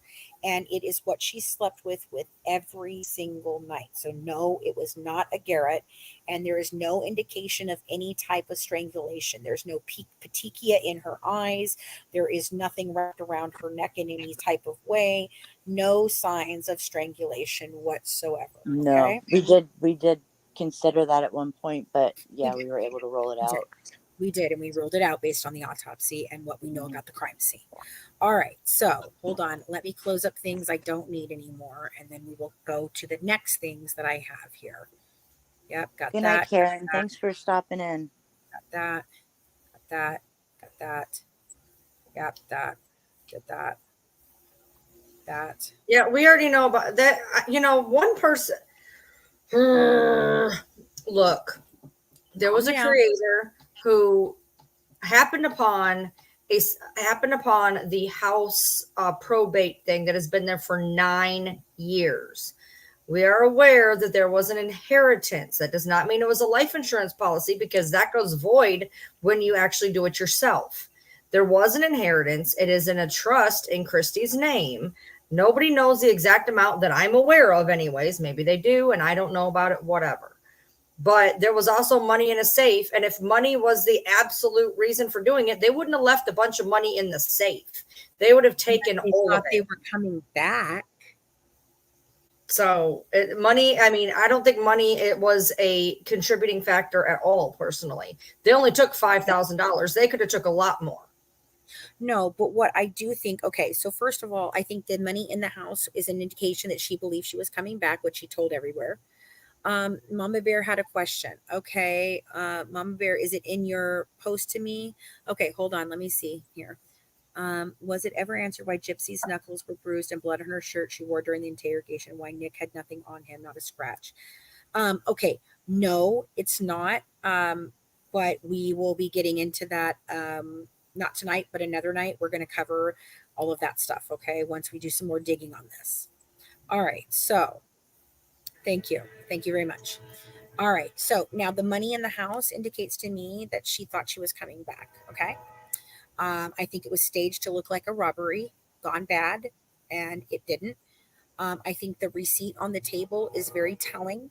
There is a video of her leaving going out. Oh my God! Thank you for, thank you, Michelle, for the lost a bet with Ryan. She just sent me the lost a bet with Ryan payout. I don't get it. What happened?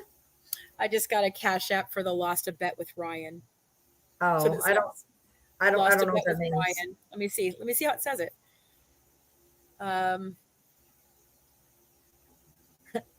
For lost a bet with Ryan, said no pick of the thermostat. So she sent that to me. I love you, girl. Thank you so much. All right. Okay. So can we get that shirt to send Natasha yet? Yeah, I'm going to make one. All right. Okay, Smiley Jean. Hold on. I'm trying to get it off. Hold on. All right. Okay, so moving on, I have some other things I need to be doing here. Hold on. What's Amy? Amy, what are you saying? Okay. All right. So hold on. What did I want to go to next? I'm looking for something specific. I don't know if I pulled it up. Well, okay, so if you want to put it that way, everybody's saying she thought she was going home. And then this one right here, which is exactly where I was kind of going with it. Remember, she posted the girl is dead to make Nick look like a deranged killer, to cut and dry, to run, right? Yeah, he's a killer. She can disappear, right? She wouldn't go back home then. No, you're right. But she did leave the back door open. So if somebody else was supposed to come in and get the rest of the money and hadn't done so yet, she would have just taken it with her. No, I think that could have been a payoff to somebody, Ryan. That's what I'm saying. For helping what they did. That's just another theory. Well, I mean, when I watched her in the interrogation, she absolutely thought she was I don't know if she thought she was going home, but she thought she was going. Oh yeah, she didn't think she was staying. That's for sure. No. Okay. So, no, there is no life insurance policy that was paid out, so they wouldn't have any reason to sue her. What we're talking about is a trust that was in Christy's name before Dee Dee died. And then that to me indicates that there was not a rocky past with Christy and Dee Dee, as Christy alleges, and that there is more indication of all kinds of different times that Christy and Dee Dee were actually very, very friendly, did a lot of things together. And if Dee Dee really hated Christy as much as she says, then why in the world would Christy be the beneficiary, not Rod, not her cousins, not her sisters, none of them, nobody, no Aunt Rachel, it's Christy on the policy? That to me indicates we seriously do not understand what is going on between Dee Dee and Christy this whole time. To me. Did you just say Christy was the beneficiary? She's the trust holder. She's the trust holder. Huh. Okay, and Suzette told us David Blanchard is not related. No, he's not related. Okay, so as far as we know. Yeah, we can't prove that at all yet. So one of the things that Suzette told me, which was Dee Dee's friend growing up with Titania and her, and Suzette is in our first book in both chapters. There's a chapter where she did an interview with Suzette, and then with Titania, and then there is the most recent one that Amy and I did with her, where she started to tell more favorable stories towards Dee Dee since Titania is now gone, who pushed the narrative of Dee Dee was horrible. Right. Okay. Right. So what she said is Jared is her brother, and he served in Christy and Ron's wedding as the best man. Okay, one of the groomsmen, one of the best men. I don't know if it's groomsman or best man. You okay, Em? What do you need? Sit down. Okay. And I'll go grab it in a second, but I want you guys to think about this. Suzette said Jared came home one day from Christy and Rod's house, and he's like, "Oh my God, Christy hates you so much." And she's like, "Well, what Christy?" And he's like, "Christy Blanchard." And she goes, "Christy Blanchard hates me? Why?" And he goes, "Oh, because you were friends with Dee Dee." And she goes, "Because I was friends with Dee Dee at one point and I'm not now?" And he's like, "Yeah, and I don't even understand. I couldn't figure it out either." She's like, "I don't even talk to Christy Blanchard." And he goes, "Yeah, well, she fucking hates you." So I don't know. And thank you for the super sticker. I'll be right back if you guys want to. We're going to go through text messages now on a time. Well, actually, here, I'm going to play this. While you guys are waiting, I'm going to go ahead and cue this up real quick. This is the video that Morbid has and everyone else has of Dee Dee and Gypsy at the hospital the day of. So I'm going to let you play it. It's 5 minutes, and then we'll discuss it after that. So here we go. Watch together in a moment is the last known video of Dee Dee Blanchard before she was brutally murdered. Now, this completely blows my mind. Gypsy Rose is 1 month shy of her 24th birthday and has already paid her hitman to cross state border lines to carry out the brutal stabbing of her mom. And here Jip is being pushed around like a little... All right, there's something already wrong, but that's okay. Trying to hide it. And as you can clearly see, her legs are crossed while sitting in the wheelchair like some entitled psychopath. Jippity Dip, of course, has to stop for a soda. Mountain Dew, anybody? Jip Dipshit's so-called good friend, says Bree, is using this as proof that Dee Dee Blanchard was not bedridden, when it's crystal clear that Dee Dee appears to be lumbering and holding on to the handles of the wheelchair for balance. Hell, I bet this outing knocked her on her ass for the remainder of the day. Jippity Boppity Boo wasn't in imminent danger. so she had no reason to kill her mom. She did it to go Peter hopping. Yup, that's right. Gypsy is a diabolical, cold-blooded murderer who wielded Nicholas Godejohn as her weapon. As a little child, I remember shopping with my grandmother, who actually had a very similar build to Dee Dee Blanchard. And for every 10 minutes, she would have to stand up and walk. Also, she would need 30 minutes of rest here and there. Grandma also could never walk without leaning on something for support. For example, like the shopping cart. So I literally had to get the cart and bring it to her as she got out of the car. So there's no way in hell that a 30-second clip of Dee Dee Blanchard pushing Dip Jip in her wheelchair is convincing evidence that Dee Dee was perfectly healthy. Please, somebody explain that to me. And we all know Dee Dee wasn't. She had uncontrolled diabetes and kidney issues, including gout. I seriously will never understand. It doesn't even say that in the these fucking mental thing, dude. gymnastics to exonerate have it Gypsy yet. Rose. Christ. I mean, I Yeah, get why people you like didn't says have it Bree yet. does it. Bree is like the Eiffel Tower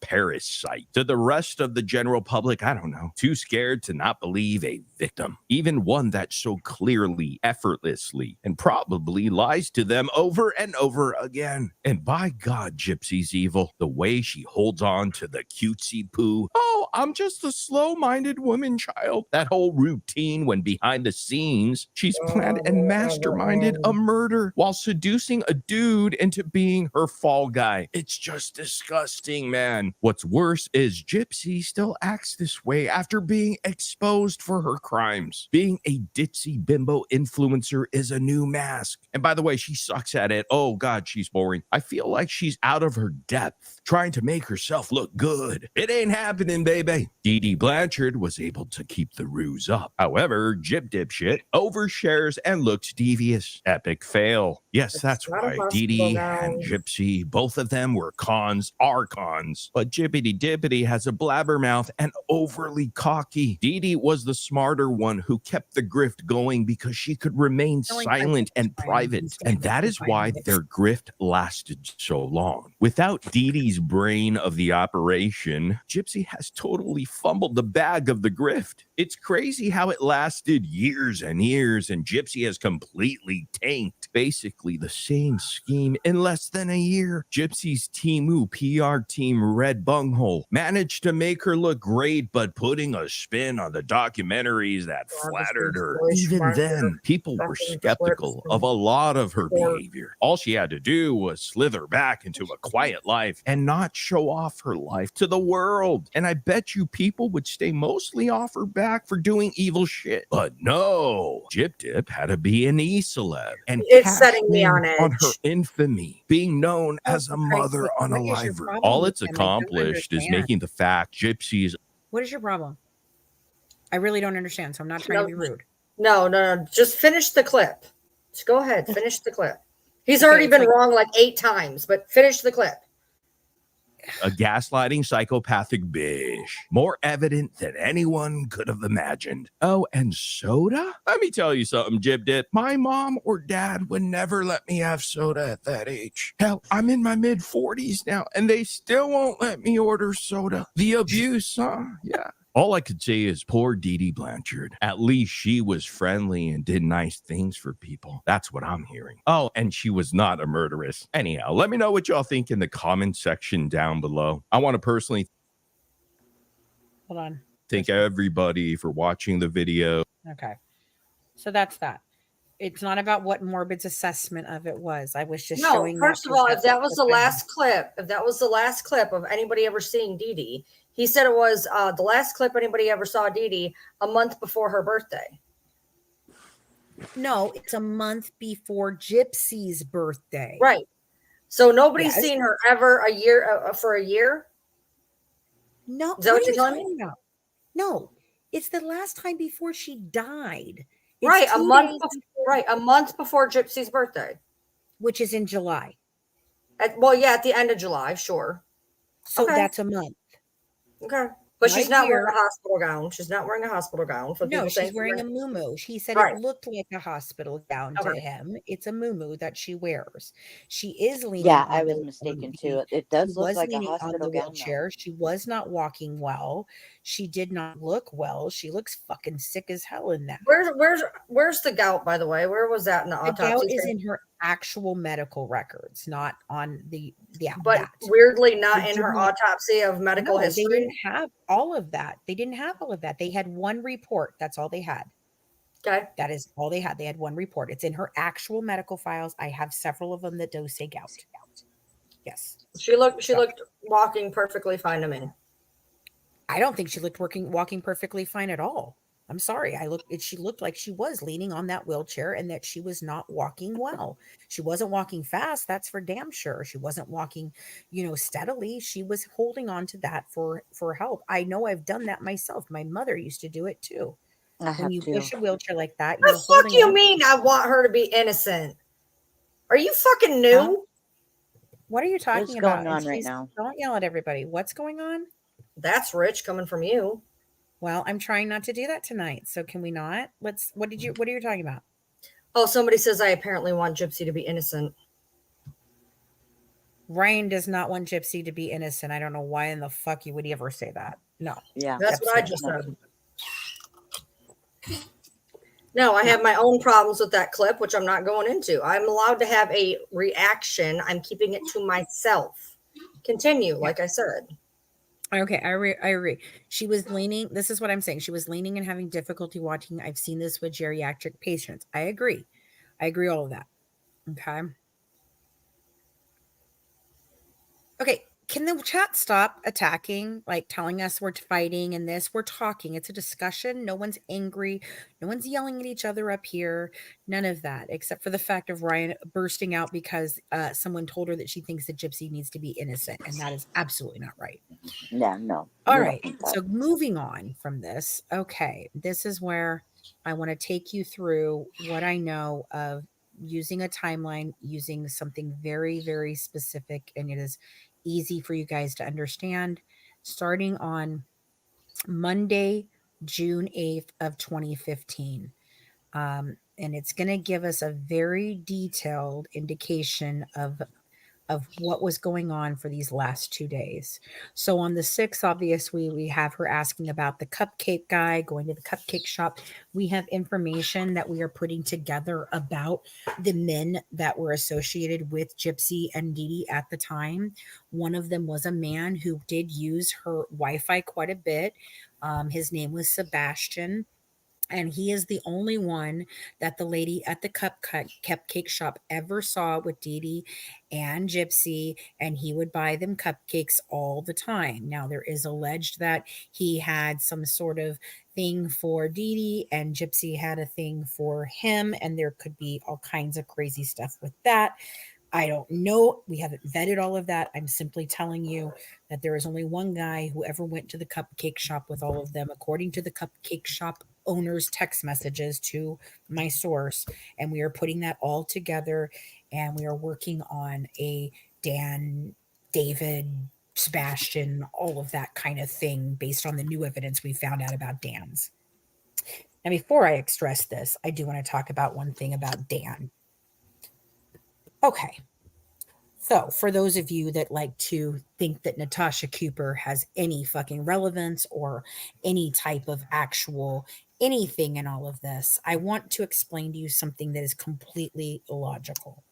Now, originally, when Natasha raised funds to go to Springfield the first time, I offered her the FOIA documents that I have because I said, you don't have to raise money to go. I'll just give you mine. It will end the discussion here, and you don't have to do this, because we knew she was fleecing her people for extra money. She was talking about how it got tied up in a PayPal fund, so she had to do this and that. It was very, very concerning for everybody at the time, and it is the source of her first, what we call the mod apocalypse, and Brandy and I are going to go over this together. Okay. It's the first time that she had a mass exodus of mods. Now, She goes to Springfield. She did not put in a FOIA request, because if you put in a FOIA request, it actually gets logged every single time. That mine is in there. Michelle Schneider of Crime for Dummies is in there. The media from HBO is in there. A&E is in there. There is not a single one from Natasha Cooper. Oh, hey, Brandy. All right. So there's not a single one from Natasha Cooper. And she tried to tell the story that she went to the courthouse to get her records, the FOIA request, and someone had stolen them. That did not happen. At that same time, she alleged that she met with 3 men that were connected to Gypsy and that she interviewed them. And she didn't know that one of them was Dan, but it was Dan. And he told her his name was Todd. And this is the mugshot Dan, not the new Dan. Okay.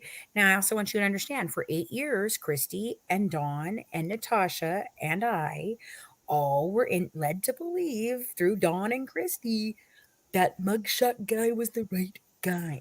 Okay. Have that in text messages. Okay. All right. So we've got all that in text messages.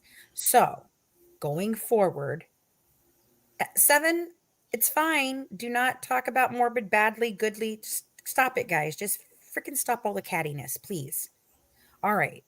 So fast forward to recently, where then Natasha begins to tell everybody that she met both Dans and she interviewed both of them.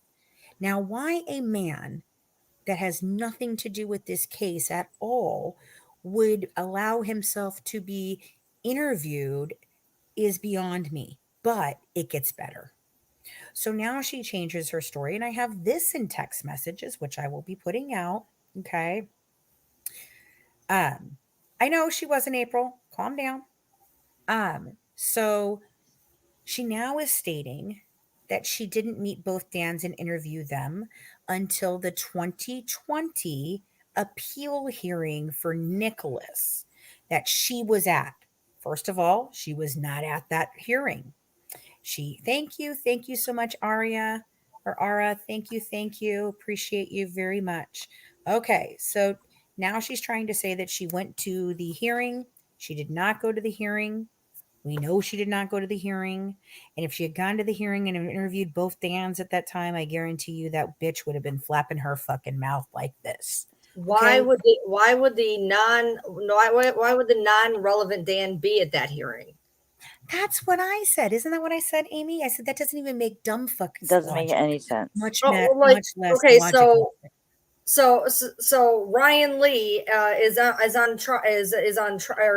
involved as a first case witness in Omaha. So I was like, damn, all the Ryan Lees are going. Let's go. And interview me. I'm a Ryan Lee too. That makes no sense. Why would he be there? Let's get them all.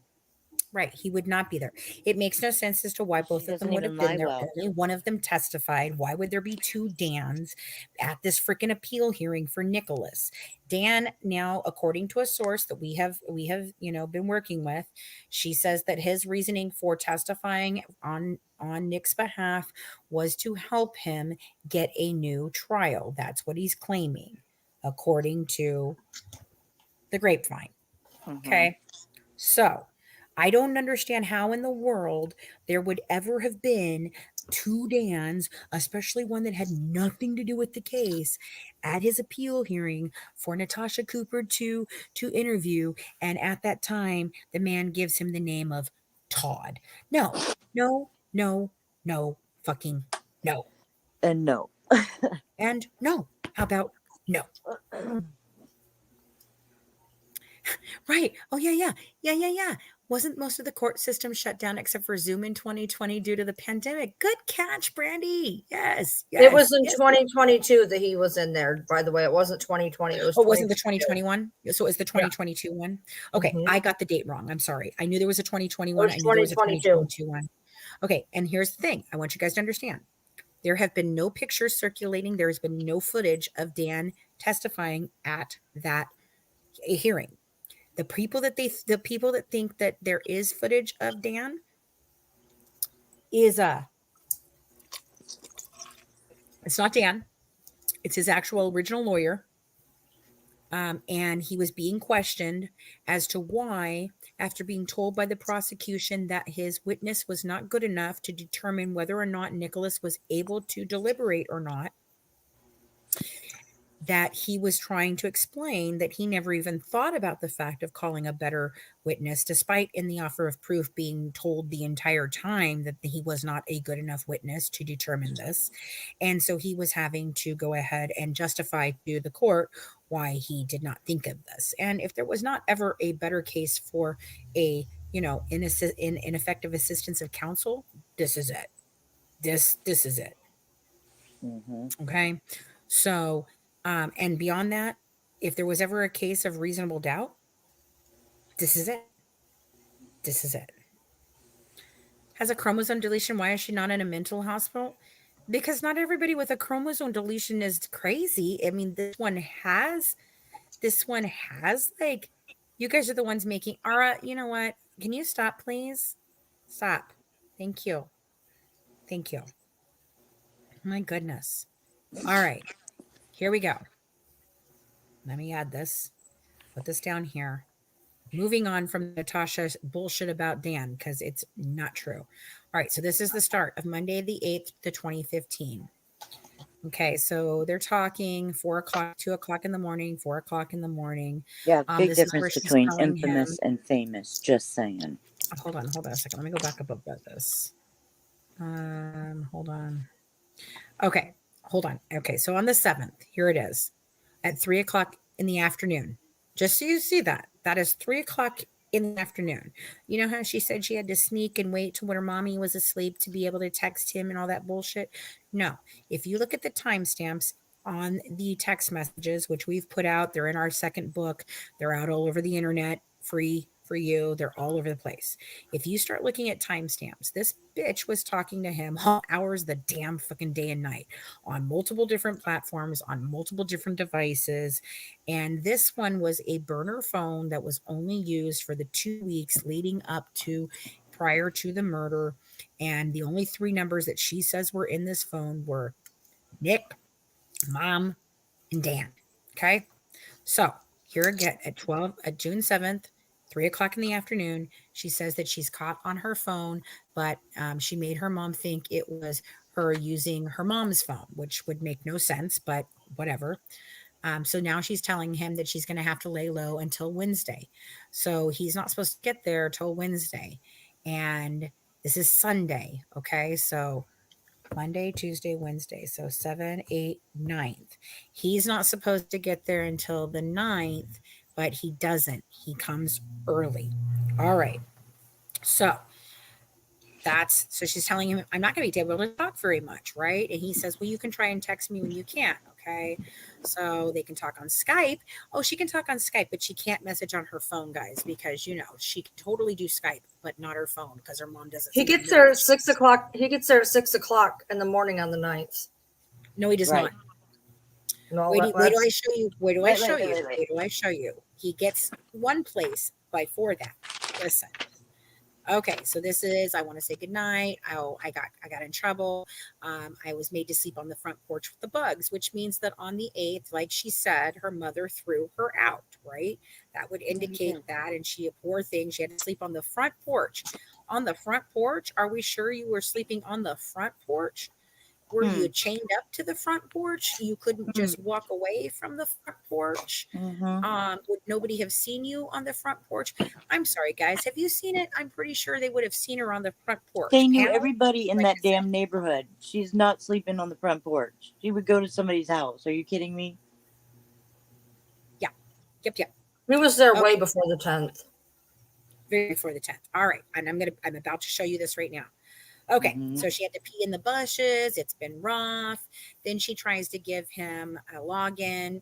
Okay, and see, look, what I'm going to show you right here is from 4:12 a.m. to 4:24.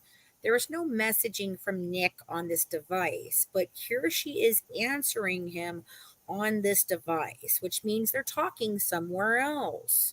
And we don't have that because according to law enforcement, up until this last appeal and this last bullshit, they couldn't recover any of the Facebook messages or the Yahoo messages. But lo and behold, they're now available and they found them.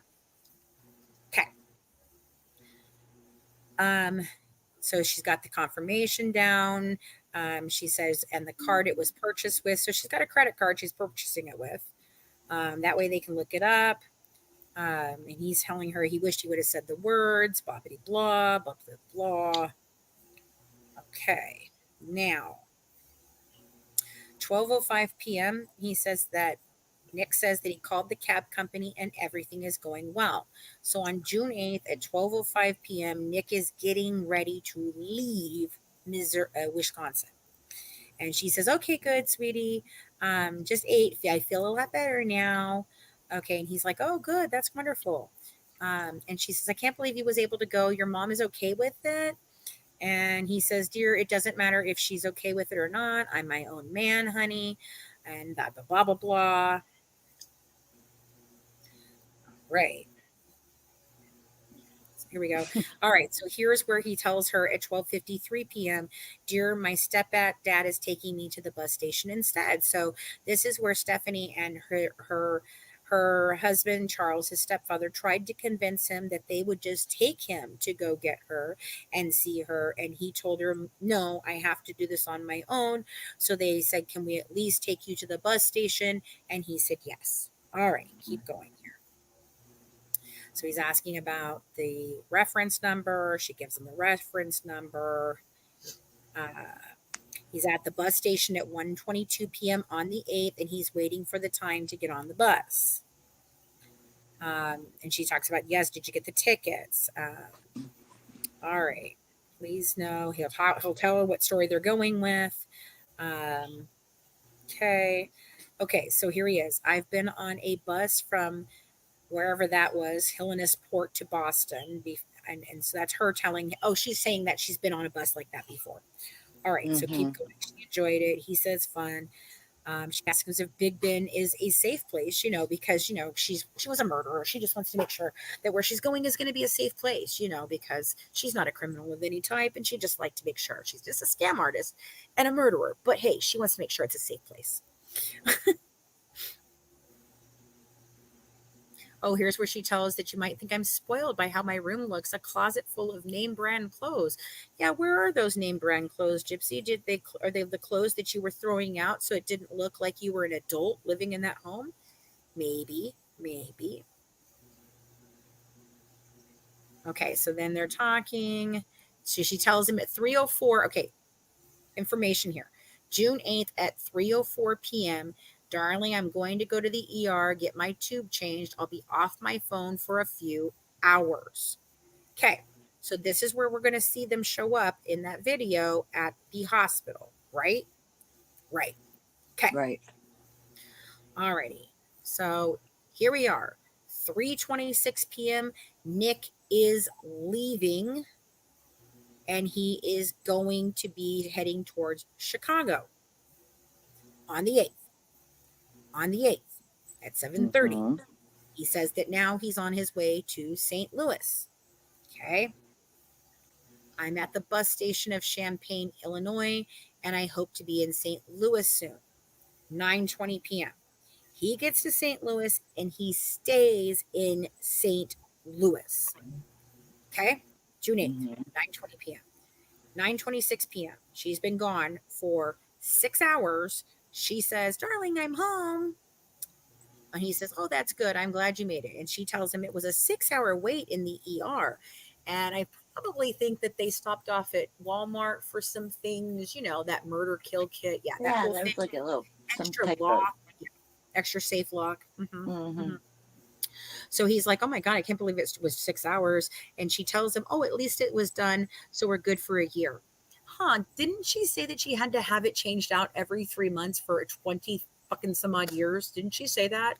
I believe she said that in a text message recently. Don't you guys remember that? I remember. I do. And she says it can be done even by me, but I won't unless I have to. All right. He says, I really missed you. Or she says, I missed you. I missed you too. I didn't answer right away. I didn't feel it vibrate. And then he starts telling her at 10 o'clock. So after being gone for 6 hours, at 10 o'clock, he's like, hold on. Last time she talked to him, 9:34. 9:49, 9:53, 10:04, 10:27. I guess you're not keeping me company right now. I hope you're back soon because I'm already missing you. And then at 10:33, Gypsy finally shows up. So we have an approximate hour window right there where she does not respond to him. And look what she tells him she's doing. Oh, I just took a bath. In your sparkling cling tub, maybe? With the Irish Spring men's bath? Yeah, okay. So she's asking if he's liking it. Yeah. So here we go. Keep going. Here she tells him at 10:40 that she was able to make peace with her mom on June 8th. June 8th. And he says, I knew you would. I believed in you that you could do it this full time, dear. I feel better. I just can't believe you're like in Missouri. And it's so overwhelming in a good way. So at 10:46, he's in St. Louis. He is in Missouri. He stops for the night. All right. Here we keep going. All right. Tomorrow is the last night we sleep alone. So that would indicate that on June 9th, they would have to sleep alone and it's going to happen that way, right? So we're there. Okay. She says, so the night you come into the hotel, or he says, so the night you come into the hotel is another separate night from tomorrow, dear. And she says, yeah, I know. He says he's trying to save money. She's like, it doesn't matter. We'll just sneak in, blah, blah, blah. Okay, again, here we go. So it's 11:09, 11:10. Right, but he doesn't get to Springfield till 6:13. Right. No. He gets there earlier. Guess you're busy, huh? 5:30, right? 5:30? No. He gets there earlier. Hold on. We're going to go through this. Okay, so 11:25. Finally, she comes back again at 11:58. So that's another half hour. So she's already ghosted him once for an hour. She ghosted him 6 hours before that. And she ghosted him for half an hour right here. She says she's back. She's home. She had to sleep outside with the bugs the night before, but then mom just takes her straight up to the freaking hospital. They look all happy, hunky-dory there. They come home at 9:00 at night, and then she just paints her hoo-ha and, shaves her hoo-ha and paints her nails and makes peace with her mother. Right. Half an hour goes by. She's not there. All right. On the 9th. So here we go. This is crappy. Ugh, I can't stand it. Yeah. He's not understanding why she's laughing here. So again, he misses social cues of what's going on. Okay, hold on. She had ignored him for a while. So on 12:26 a.m. on June 9th, she tells him that she's going to go take her meds. He tells her he's in St. Louis at 12:33 a.m. on June 9th. And at 1:39, he now says, sweetie, I'm about to be on my way to Springfield. So he leaves St. Louis at 1:39 a.m. Remember, this is a very long bus ride. At 2:03 a.m., he says he's on the way to Springfield. And she's like, oh, my heart just left out now. Because I want to know why, dear. Too near, dear. Yeah. Okay, so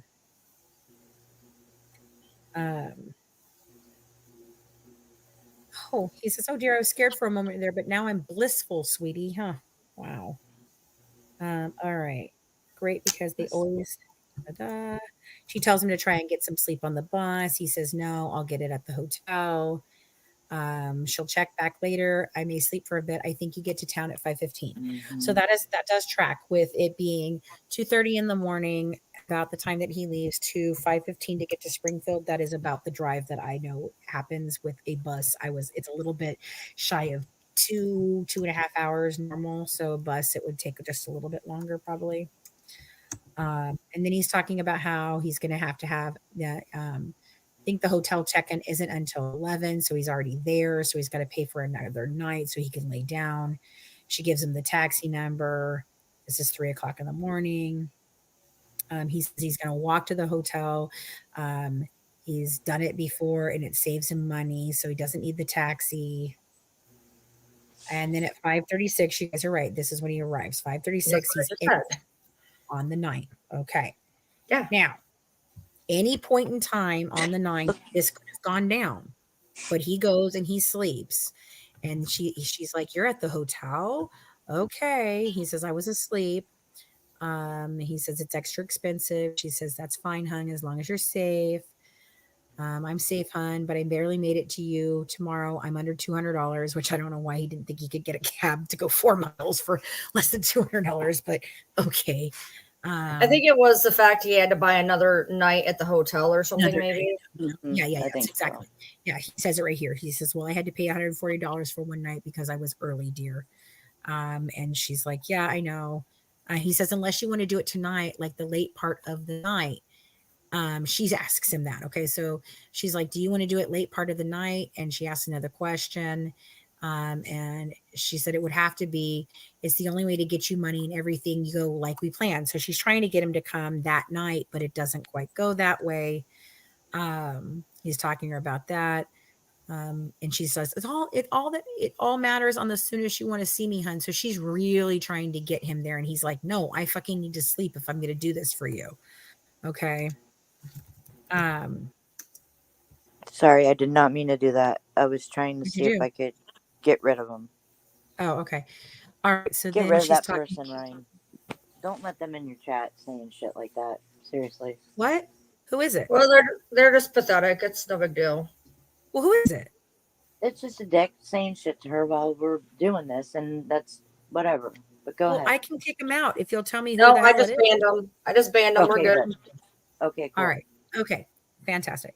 So now she's talking about how his mom is upset and worried, so she needs to call her because she was texting his mom, she was texting his dad, she was doing all of that. Okay, so she's like, "She messaged me to get you to call her now." And he says, "Well, I already talked to her and everything is fine." And he tells her, "Will you please answer my question?" And she avoids, "I will text you. We are doing this tonight, hon. It won't be until later, like in the AM times. So go get your rest, darling." Okay. So, and he says, "Baby, should I still get the room tomorrow?" And she said, "Well, we would have more money. So yeah, that's fine. Go ahead, spend your last fucking pennies getting it, that I gave you earlier. Get that so that, you're stuck here stranded with no money." Just saying. Just saying. Right. Okay. So then, she asks him if he brought his computers to look up her house and how close they are. "I told your mom you're perfectly fine." Does he require just the Groves and knife?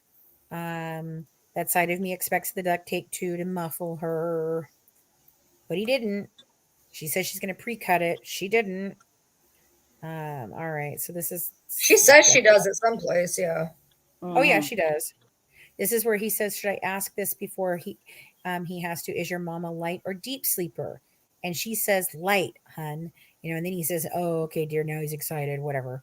Okay, so light, hun, which is really weird because if she took her sleeping pills, how would she be a light sleeper? Because I know when Yeah. I take my sleeping pills, I am dead to the world and I'm groggy the next morning. Right. Just saying. Just saying. Yep. And then she Really? tells So him now that you're gonna she's, come over here? You know what? You really "What need the to hell? just get a life for real. You just need to get a No. life. Bye-bye. Ban user. Put So you in later timeout. on, Have a good one from the Good Wives, serving up an yeah, idiot one day at a time. All serving up right. one moron at a time. At a time. All right. She sleeps on her tummy, like I said, but she's a light sleeper, hun. All right. And then she says, "This shit's going to go down tonight," Ruby said. So this is 7 o'clock in the morning on June 9th. All right. He doesn't understand. She keeps me numb, keeping him focused. She tells him, "For motivation's sake, bring your A game, hun. This is life with me on the line." Way to turn that gaslighting knife just a little bit more. Right. All right. It's his evil side doing it. He won't mess up because he enjoys it. Then he's talking to Candy, blobbity, blubbity, blah. Blah, blah, blah, blah, blah, blah. Oh, okay. So at 7:57, she tells him she's just checking on him. At 7:58, he says I miss you too. Guess you didn't have time to answer me, hun. So he tries to call her. She can't answer. The night is going by slowly. And oh, I was preparing. So were you preparing while he was on his way when you took the bath? Were you preparing here now, or were you serving that hoo-ha while you were straddling the cat box and your mama was being killed? I'd really like to know, asking for a friend. Okay, so he's getting upset because she's not responding to him very fast again. Okay. He doesn't understand again where she's laughing. So he's getting upset. He's telling her, "You're not as lonely without me. I am without you because you're not truly communicating with me and you have no clue how painful it is to me, or you wouldn't be laughing at me." So he doesn't understand why she's laughing at him. She's in the tub, getting naked in the tub, and I was only excited. I'm not laughing at you. I'm just happy. Again, she's in the tub. This girl goes in the tub a lot. Yeah. In the tub, hon. Thing is, she probably wasn't lying about being in that tub, but it wasn't what she is acting like she was doing. Mm-mm. She was So in she there left with, the gloves outside the front door, and the screen door is squeaky. So try to open it just enough to get in and close it gentle. Now, there is something in the report about how he doesn't go through the front door. He goes around to the back door or the side door, and he goes in through that way. So he doesn't go through this front door like she tells him to. And the gloves were not outside there. But what was outside there was lots and lots and lots of oxygen tanks. I mean, lots of oxygen tanks. Just so you know. I thought that was yeah, I really remember strange. seeing that out on the front porch. Like, why were all those there? So wait, so she tells him it's outside, right? But then she comes back and she says, "Well, I'll hand him the knife and the duct tape inside, darling. It's pre-cut and ready, but it's not." Okay. Full plan. Does her floor squeak, hun? He wanted me to ask. No, hun, it's all carpet. Oh, there. She admits. Oh, right there. She did it again. She shaved him again. My But wait a minute. pot's a Wait a shame. minute, though. What's really funny about that is she tells him this is the first time she did this. But isn't there a story where she says that her mother was making her shave down there all the time? And for as bad as they talk, why is she calling it private part? You know what I'm saying? That's so sexy. I'm shaving my private parts. Come Oh, on. she's gonna. Okay, so he says, "Oh, baby, he's excited to do this. What about the rest of your bottom half? If is what he had me ask you." Oh, I will do my legs as soon as he knocks, hun. So she's gonna be in there shaving her freaking legs, not her hoo ha. She already shaved the hoo ha. She's just gonna wait and shave her legs while her mama's being brutally murdered in the other room, screaming for her. Because I know Even when though I'm even though she's already taken 3 baths. right, she's taking Exactly. 3 baths, right, right. So I know when I'm gonna off my mom, I definitely shave my legs while doing it. Hmm. Oh yeah, Oh, and definitely the cooter. You got to shave that. Absolutely. you gotta shave the cooter. All right, so at 8:56 p.m., she's gonna go eat. Okay. She's doing her nails. Um, then they talk about nails and all that crap. Oh, that's just bleh, bleh, bleh, bleh. No. Yeah. I was just Jody was just saying how bad they were. And I'm like, yeah, girl, they get so bad and gross. Oh, ooh, ooh, ooh. So at 10:13, she says, "I won't say goodnight online. I want to say it in person, hun." Okay, exactly. Blah blah blah. Um, she says you should get some sleep, hun, because mom goes to bed like around 4 a.m. Weird. Mm-hmm. How much, honey? I got too much sleep already. Keep going. I'll wear you out, she tells him. Oh, she's going to wear him out. She's going to wear him out. He's got the evil side. Please don't forget that, dear. Then I wear you out even more. It's just bleh, bleh, Good bleh. Lord. Oh, I love this one, honey. Our nicknames as a couple is Mr. and Mrs. Sex. That's great. That's great. It's very dark. It's it is a daddy daughter type thing. It is, You know and what that's I'm where saying?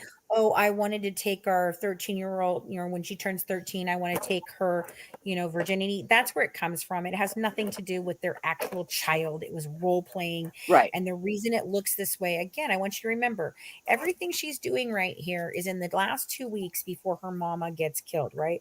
Why are you discussing basic details of something you've been planning for 3 years?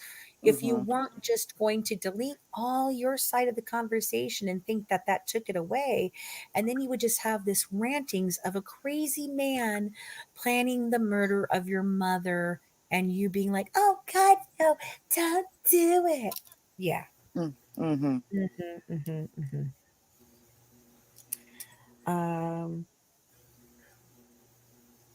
Yeah, here we go. See right here. There's not just romantic wife of mine, but also my 10 flame female daughter soulmate that you were meant to be. So this is role playing more. Okie dokie. He is brave, and I respect and admire that. He asked her if the bed is soft. Oh no, she's asking him if the bed is soft. Oh, how nice. So he is ruthless. Yes, yes. He's pulling it up for her. Yeah, because I'm a He's telling you he's princess. going to wear the black stuff. All right. Craziness. It's so gross. Hold on. All right. So we're on the 10th now at 1:00 in the morning. He's trying to calculate the money for the ride there. Okay. Okay, so at 1:08 a.m. I know what you mean, hun. It's getting close to time. She took her sleep aid pill. Sleep Pill. aid pill. And at 1:00, but she doesn't fall asleep till 4 a.m. normally. So did she take it early, Jip Jip? Or is that just another lie? Oh, wait, it is. Okay, and then she's telling him once you're inside the house, we stay silent, not even a whisper until after I open the bathroom door. Okay, sir. Okay. She says it's probably going to be about $10. No. I just want to say thank you. You're my hero, and I will never leave you. I'm staying with you for eternity. Yeah, that didn't age well. That's a lie. She also told him she'd get him the best lawyer that money could buy if he got in trouble, and she would help him get off because she thought she was going to get off. So she convinced him that she was going to get him a lawyer. He mentions this. He says, she said she was going to get me the best lawyer. And that's when he starts going into, I'll apologize to everybody, but Dan. Yeah. Yeah. Okay. So at 1:12 a.m., she's giving him it. Okay, baby, but he hasn't said anything yet, dear. My house has the ramp, and the front porch ramp is painted white. This is the twin flame soulmate. I said my piece. I have said my I love you to her. I'm at peace. At 1:15 a.m. on June 10th, I said my I love you to her. I'm at peace. But I thought you made peace with your mom 2 days ago. Right? Okay. She's at peace. She's ready. She asks him if he's going to need an anxiety med to calm him down after. That's fun. He doesn't believe in meds, and me seems to be immune to them. But you just do what I taught you, and I'll calm down if it's me. But just listen and obey him. Bobbity fucking blah blah blah. Gross. Oh, I hope he loves me too, not just Ruby. You know. She says she's got the pain meds for her back, and she exercised her legs, so she's a bit weak walking, but it will build strength. Funny though, she didn't have any problems walking with the suitcase back and forth all over the place, right? No. Okay. Yeah. I'm not used to of my weight of walking. Gravity is new. Oh my God. Everything she does is like she just came out of the womb. Ugh, everything. Oh, she says she just realized that next New Year's I'll be able to kiss you. I never had a New Year's kiss. Oh my Oh, Christ. yeah. Okay. At 1:27. Remember, this has only been 20 minutes from she told her that she had the sleeping pill, but she doesn't go to sleep till 4 a.m. But okay, keep going. She's drifting off to sleep. Is there anything you need to know now, hun? Oh my fucking god. It's so demented. Oh, this is disgusting. This is okay. So he says something about the fact that he's still gonna wear the gloves. Um I love you, adore you, and worship you, my everything. Oh, and she says at 1:42 p.m. Yes, darling, call the cab. Okay. Mm-hmm.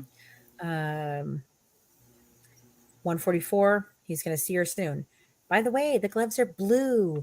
And how long must I hold my ears, hun? I would assume until the screaming stops. I don't know. If there was any at all, you know.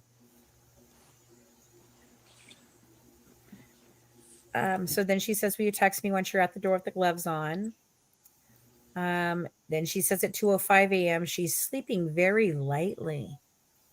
That's funny. Well, if you were sleeping really lightly from the sleeping pill that you took but didn't take, wouldn't she have woke up then and like defended herself for okay, so then 2:07, I'm here and get your ass to the bathroom. You open the door. All right, yes, sir, I'm going now, sir. Breathes once. And that, my folks, is all the way up to the murder. What day do I think Dee Dee was killed? I think Dee Dee was killed on the 8th. That's my opinion. And that's what I believe that led us to see right there. That's my opinion based on the text messages, the fact that he was already there, there is indication that, wounds where there was some post-mortem, pre-mortem, all that. There was all the different and, all the other wounds besides the 17 wounds. Mm-hmm. What do you guys think? I mean, that's where we're at with this. I think I think with everything coming out, I think it solidifies a lot of things that we've already been kicking around. Hospital trip was on the 8th at 3:00. She's gone for 6 hours. Supposedly, she tells him it was a 6-hour wait in the emergency room. She calls him. She's home at 9:00, and then she talks to him for a little bit. Then she ghosts him again for another hour on the 8th. Then she talks to him a little bit more, and she then disappears again for another 30 minutes on the 8th. That, I mean, the known evidence works with the 8, in my opinion. I don't know about Dee Dee being hit in the face. We think so. I think she might have been hit with a 2x4, which is part of the blunt force trauma and things like that we see elsewhere. I don't believe she died in that room. I do believe that the tub is way too clean. So I honestly, I mean, some people think she bled out in the tub. I don't think that's what happened. I think that's where they cleaned themselves up. That's why the men's Irish Spring is there. I think it all went down the drain. I do think that they marked the drain, but I don't think that they actually ended up going back and testing it. That's the problem. We They need could have, Dexter. but they Dexter never could come did. in there and check that room out and tell you right now what the hell happened. Right. Just saying. Why the heck didn't the judge give her life? Because the judge never got a chance to. Yeah. I really, truly believe that her and accomplices tortured the fuck out of Dee Dee, and that's why she said, don't hurt me, Gypsy. I'm not dead yet. Nicholas says that she screamed out, but listen, there is a way that, I mean, autistic people can lie. It's not that we're not able to lie. It's just that it has to fit in with inside of our moral turpitude of what is right and wrong and why a lie would be okay to tell. There is different things. We have very interesting ways of looking at right and wrong. Oh, don't forget the diaper delivery guy. There is that guy too. All right, Ryan, I mean, you've been quiet, so you want to talk a little bit and see what you think now, or No, what is wrong? nothing. I don't. I don't agree with a lot of stuff that's being said, so I'm being Well, quiet. that's why I'm asking you for your Oh, opinion. yeah, absolutely Okay. have your opinion. I'm good. I want to Right. hear your opinion. It doesn't matter if it aligns with mine. That's why we're supposed to be having a discussion. I don't think it was the. I don't think it was the 8th. I don't. Okay, so what do you think? I guess my biggest problem that I'm having as of late, anyways, is I see so many people trying to absolve Nick from this when he's not Right. even trying to absolve himself. I I feel agree. like everybody is championing him. He doesn't.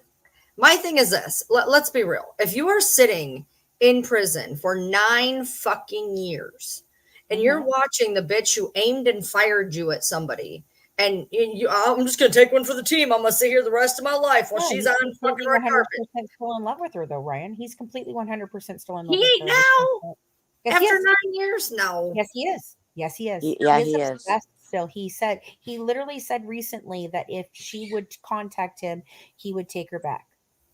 Recently, well, how recently? very recently. How recently? Because I I haven't don't seen remember. nothing I like have to go back and look. What? that. I haven't seen nothing like that. I've seen about that he would do it again because he thought he was doing the right thing, but I haven't seen nothing like that. The autopsy does mention blunt force trauma. My problem is,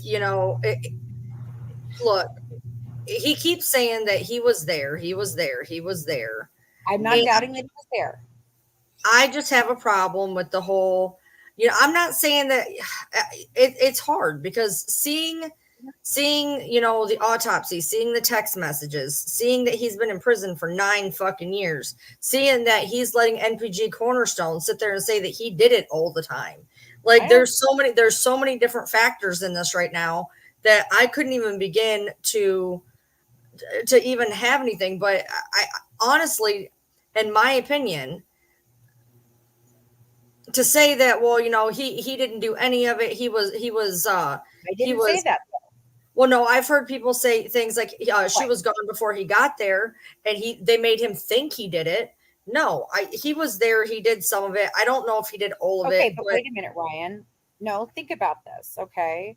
If she didn't have sleep meds in her system and there's no defensive wounds and she was already either dead, half dead, or fully overdosed on insulin, then yes, I do believe he went in there, he did his 4 stabs like that. If you said there were some that could be done, right-handed, there's some that could be done left-handed, but there were certain ones that couldn't be done left-handed at all, right?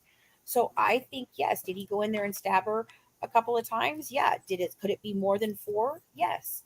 But I just think she might have already been dead. I think the what he says about her yelping and all that, it doesn't coincide with this at all.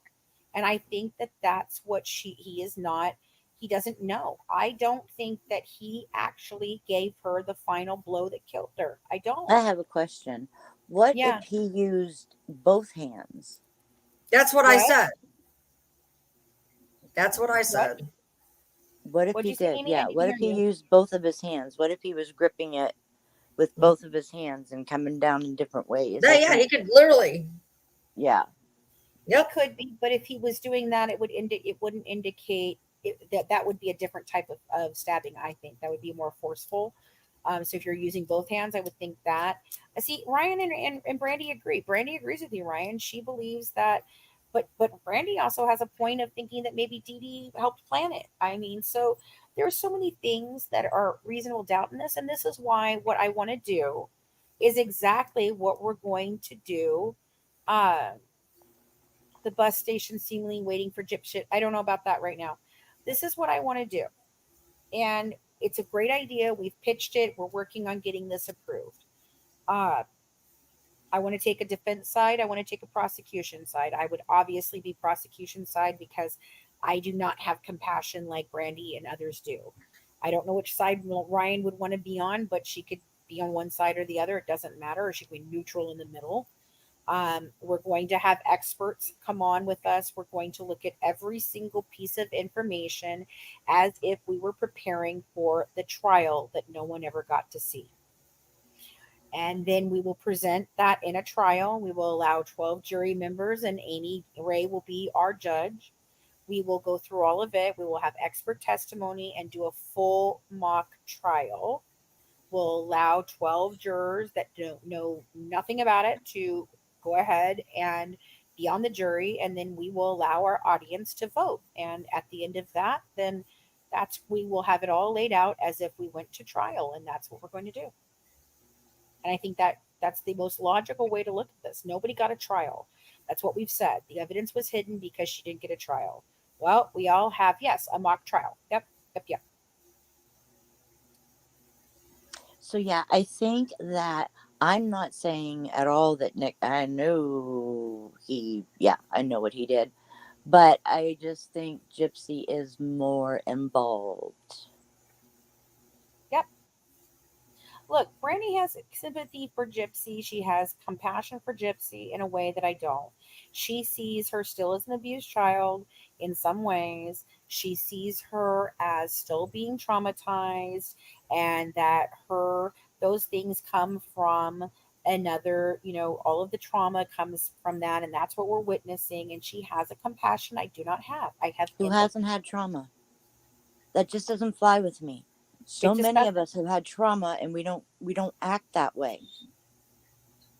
That's no excuse for me. It just isn't. You're an adult I know you now. think that, but I You need just to don't be in understand where therapy the now. psychological abuse was. Right. I mean, I don't think so. I think that Gypsy was a willing participant. She enjoyed the attention. She enjoyed getting free shit. And when Mama could no longer do it, and Mama said no, she decided to off her partner. That's my opinion. I respect where yours is coming from, but I just mhm. don't believe in the abuse story. I had a controlling mother. I had a mother who was abusive. You know what? It does not justify murder.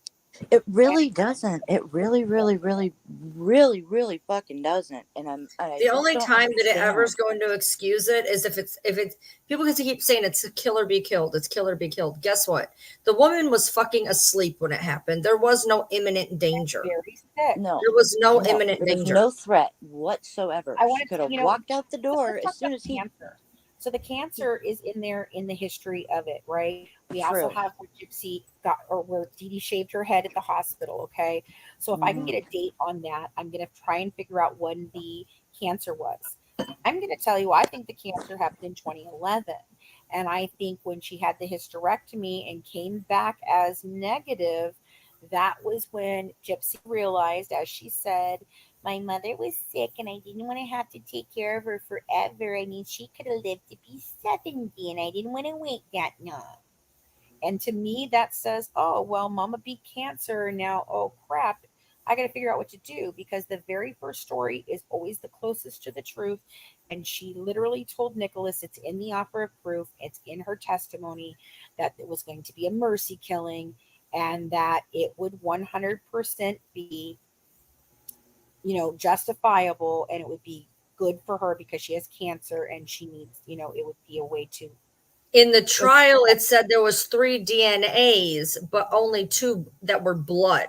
It said that Gypsy's DNA was on the knife handle, but it did Mm-hmm. not say Gypsy's blood was on the knife. It said that Nick and Dee Dee's blood were on there, but that it was that there was touch DNA from Gypsy. They opened the trial with that.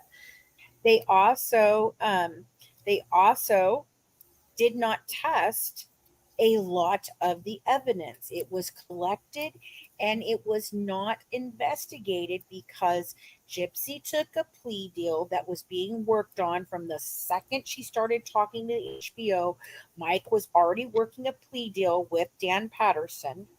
She took that in 2016 because Gypsy Christy, Gypsy, HBO, and Mike all decided to put the Munchausen by proxy story out there. They sold it to the false narrative to the media, and the fate was sealed. So then in 2017, they put it out before Nick's trial. They made sure that that came out right before Nick's trial. And so, in my opinion, what happens when somebody, it's not just my opinion, this is what happens when a plea deal is struck and they have a confession from the other person. They don't need to investigate anymore. They had enough to convict him on his own confession and some of the evidence that they brought forward. They purposely did not bring certain pieces of evidence forward, and his defense attorney did no arguing for it, did no freaking pretrial motion shit. He was horrible, horrible, horrible, horrible, all the way around. Anyway, I just want to know when the cancer was, because like I've said before, she keeps saying that she shaved her head for cancer. She shaved her head for cancer. What if she did shave her head for Dee Dee's cancer as a show of solidarity? And before you think that that's crazy, how many times have you seen a parent shave their head? It was right in that one damn Lifetime movie with Cameron Diaz. Her daughter got cancer. She shaved her head. I've shaved my head. My daughter ended up shaving her head because she wanted to be like her mom. Okay, so if Dee Dee had cancer and they shaved her head, I do that for sure. So why is it unbelievable that maybe Gypsy absolutely did shave her head for cancer? Dee Dee's cancer. I want to know when Dee Dee had cancer and compare it to when Gypsy's head was shaved, because Bree says that it was when Gypsy was 4. Gypsy, yes, it's in her medical records that Gypsy had it from 4 to 5. At 5, she had leukemia. That Gypsy did? Yes, that's what Dee Dee told them when she finally came up with the cancer story. No, I'm saying, when did Dee Dee have cancer? We don't know. Cancer. I want to know when Dee Dee had cancer. If we can find that at the time frame she had cancer, did Gypsy have pictures of her own head shaved? Yes, I have. That's the what pictures. I want to know. I have the pictures. Hold on. Right, but we don't know when. But we don't know when Dee Dee had cancer yet. We haven't found that yet. Look. Yes. Okay, I can prove that at least it happened in Missouri. So hang on, I've got those. Amy, I showed them to you today, didn't I? Did I send them to you in here? That's really what I just said. I said that Bree said that supposedly Dee Dee had cancer when Gypsy was 4. But I want to. The original story is that's when Gypsy had cancer. So no, that's not true. Okay, hold on. I'm looking for this picture. There's a very specific picture I'm looking for, and I know we have it. She does know her personally. I do know her personally. I know them all personally. No, she said Bree. Bree does know her personally. Yeah, Bree does. Okay, hold on. Yeah. I've got the she does. Yep. Just a second. Is it in family pictures? Pictures of the family.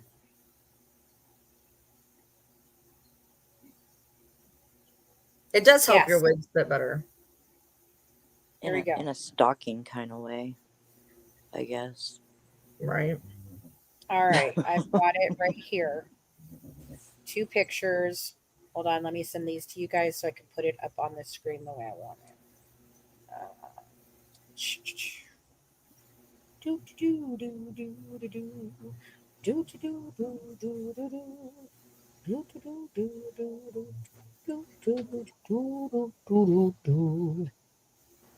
Karma's a bitch.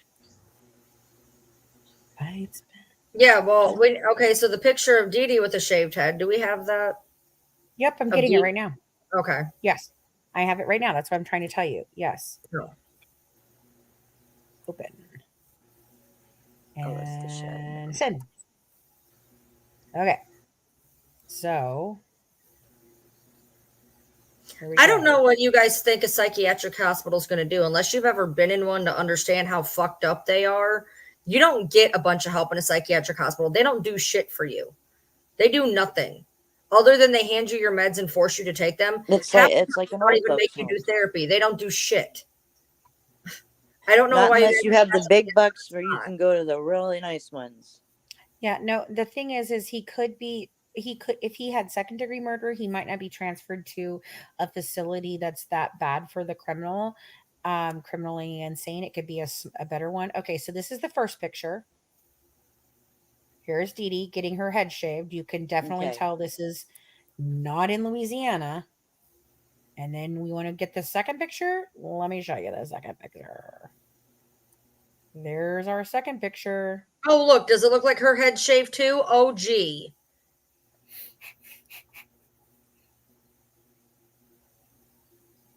Gee There you go. willikers. And so what? So- How does? Well, I mean, she looks like this is the. I'd say Is this she is holding a somewhere. bag of blood? No, it's her hair. I Oh. think this would be somewhere between 2011 and Looks like a thing. 2014. 2011 to 2014, because look how old Gypsy is. Where was that picture taken? It was taken in the hospital. Mm-hmm. Yes, he's comforting Dee Dee. Dee Dee shaved her head for cancer, and Gypsy freaking shaved her head in solidarity with her mother. Like I said. Mm-hmm. It's like she's flipping every story about her mother, flipping it around. Yeah, no kidding. So this wasn't because her mom made her shave her head for cancer. She did shave her head for cancer. Dee Dee's cancer. Just another fucking story to make people feel bad for her. Mm-hmm. And my thing is too is I don't understand how anybody can watch that interrogation and not see her for exactly who she is. How can you walk away from watching that and be like, oh, okay, I can understand why she did it? Hell no. If anything, you're just like, you were just still acting the entire time. Yeah, so you're telling me that her mother is getting her head shaved in a hospital to be there for Gypsy? No, she would go get her hair shaved at a salon. Right. Dee Dee's getting her head shaved in a hospital because she's sick. Gypsy has her head shaved, but not because she's sick. Right. And I wondered if they fell in together, and look at that fucking picture, because they do. Mm-hmm. And there's people I know who've had chemo that don't necessarily get sick. Usually you do, yes. It affects people differently, yep. But it affects everybody differently. I know people who've had chemo and been fine, and I know people who've had chemo and can't even get up. Yeah, my uncle started taking it, and he was gone in a week. Like, it was a really bad effect. Like, his mouth, his teeth, it really, really was, did a number on him. So it's just different for everybody. So, I mean, what did I miss? What are you guys talking about? Welcome back, Fancy Pants. Yeah, what did I miss? Nothing. We were just talking about Dee Dee and when she shaved her head and how you can tell she's in the hospital, and that's where she had it done. Right. Yeah.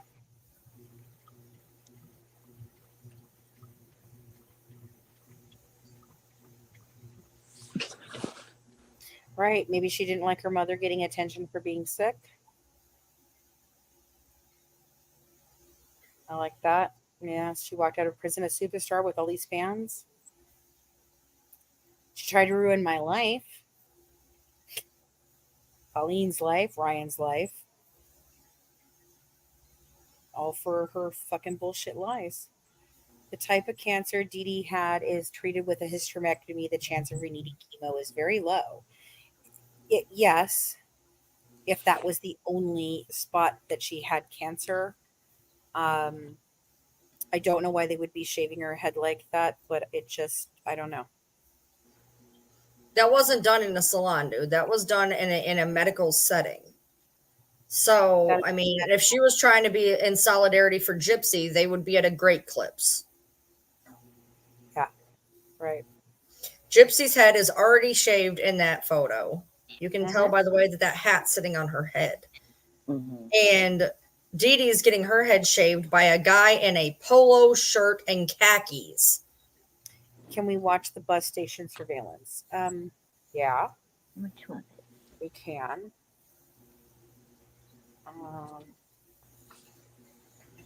Hold on. Had something I wanted to look at real quick. Don't remember.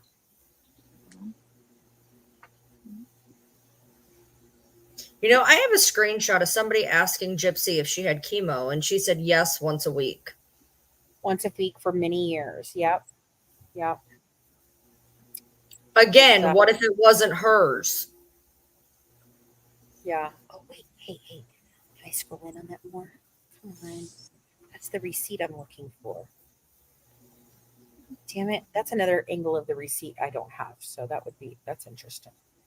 Trying to figure out what the date on that receipt is, but I'm almost positive. No, I have somebody sent me a screenshot of where it says, did you have chemo? Yep, And she said once a week. She was in a chat. She was in like probably Bree's chat. Somebody asked her and she said yes once a week.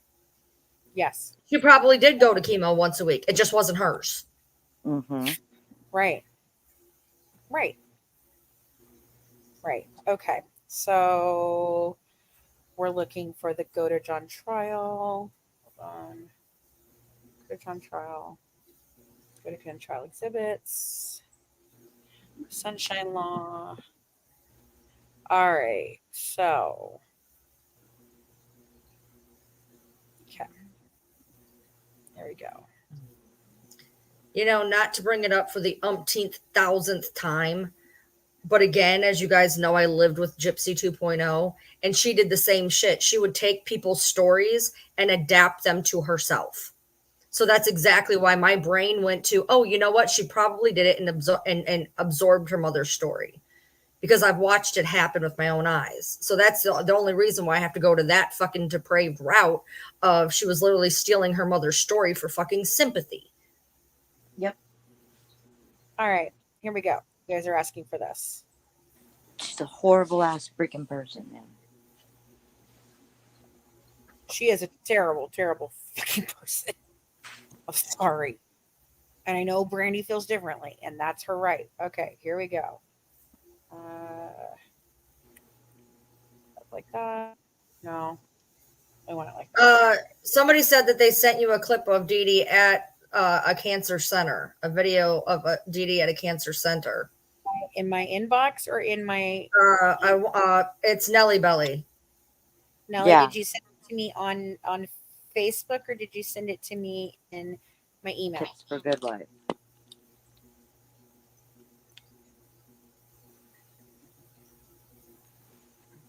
Kirsty, we're good. We're good, Kirsty. You don't know me, and it's okay.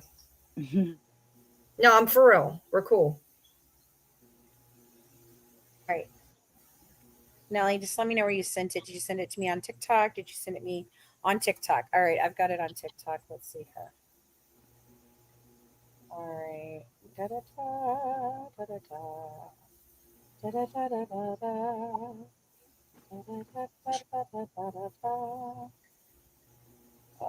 Nelly, where are you?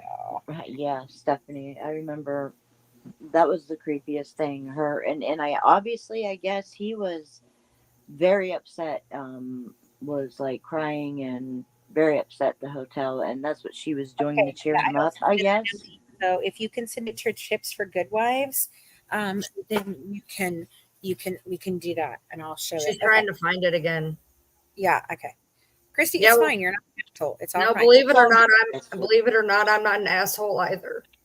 Are you crying? You're not crying, are you? Are you, Ryan? No. Oh, just I heard your voice break. Okay. So this is 6/11/15. This is both leaving the days in. So there's this. So that's her. She can't walk real well, guys. Just let me play that again. It's only a couple seconds. But look how fast she's walking. You know, equilibrium is really hard for her, and gravity is new. So that's that one. Go back. It's so insulting to people that really have problems, man. Damn. Stupid. Okay. So this is another one. That's the okay. So can you guys still see?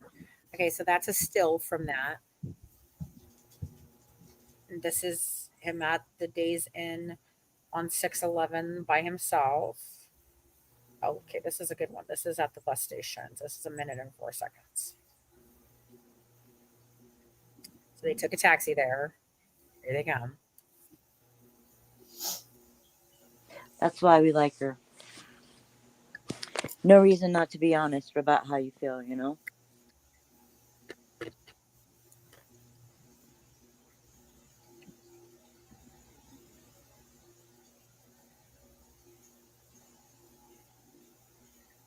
Oh, I agree. Killer Thorn. Christy is not looking good. Krusty is not looking good at all. She looks literally strung out. Ooh, ooh, to be a fly on those walls, man. Oh.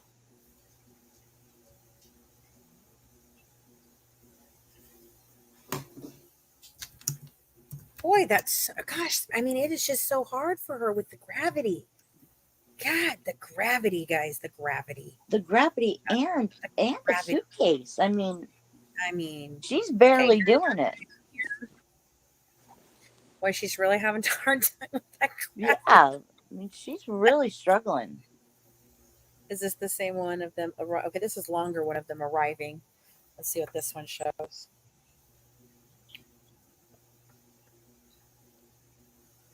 Oh, this is the departure by cab. Okay, so they call a cab to take them back to the bus station because, you know, she didn't intend to leave with them, so she didn't buy herself a ticket. And so now they got to stay there longer, which means, you know, he can be caught in town and, you know, that could be happening.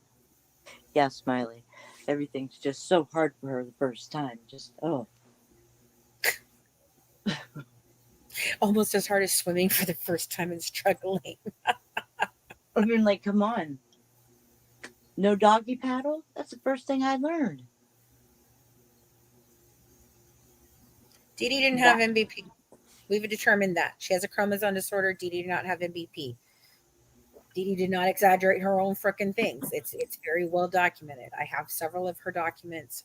Did she have kidney stones? Yes. Was she having gallbladder problems? Yes. Was she freaking having other issues? Yes. She had some thyroid issues. There was all kinds of things. Just again, you know, it's just so hard for her to get around. Okay, so they get in and they leave on that one. All right, next one. That's just them walking out. You know, she's got a bag in her hand, a suitcase, walking perfectly fine. And this is Nick on the 11th. Was this one longer? This is 11 seconds. So this is a little longer than the other one. Oh, that's them getting there. Okay, so that's them arriving.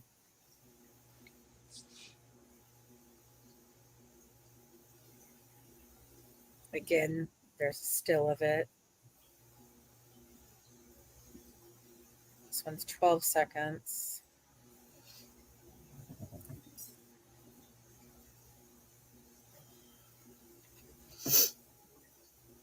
Okay, there they are leaving again. Leaving again. Nellie Billy said she sent it to the email. Send an email. Hey, you're checking out? Yeah. Let's take a look. And if anything, I'll come up to your room and see if I can get to work as well. Okay. You're in room. No, you're in room. In room 226. 226. Okay.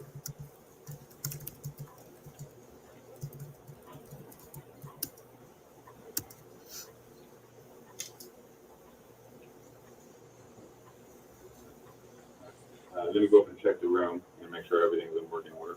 And then I'll give you your deposit back. This is him checking out. And what room were you in? 322. 322. 332. 332. Yeah. I've never had a hotel clerk go up and do that, but maybe I guess it's cash that he put a deposit. No.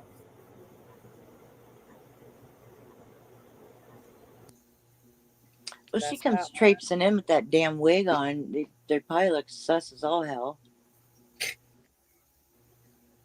For sure. Wait a minute. Yeah. Wait a minute. So the murder happened supposedly the morning of the 10th, right? That hotel camera was from the 12th. Yes. Okay. So yeah, it's what. Okay. So that's when. Here we are. That's when they went to the bus station first. So there was a video of that on the 11th. Right. She has no freaking ticket. So they buy the ticket for the next day because she couldn't get a ticket for that day. So then they Right. go back to the hotel and they're doing whatever. And then it's the 12th when they're going, when he checks out and they get back to the bus So station. that was him checking out. Okay. Yes, that was him checking out. He says, I'm going to go up, I'm going to check the room. And if everything's okay, then I'll give you back your $50, which is, like I said, I've never had a hotel attendant ever do that. But I suppose if it was either a cash one or whatever, I guess they would do that. But normally, no, they don't do that. They don't do that. She wasn't planning to go with him. Exactly. Yep. Yeah, I think the escape plan, I think that got jacked up. I do too. I do not think it was supposed to. I think she had no intention of ever going to him with the. Okay, which one is this? 612. Arrival is this. Okay, so hold on. We still aren't done. We still got a couple more. Here, hold on a second. Let me go back here. Okay, so we just saw him leave the hotel. So this is. Do I still have it up? No. Let me put me back up. All right. So this is them. This is the arrival on 612 to the Greyhound. So here they come again. This is another arrival at the Greyhound. This is on the 12th.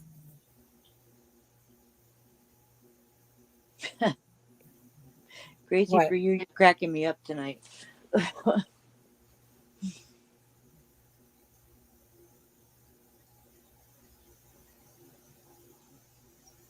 Okay, yeah.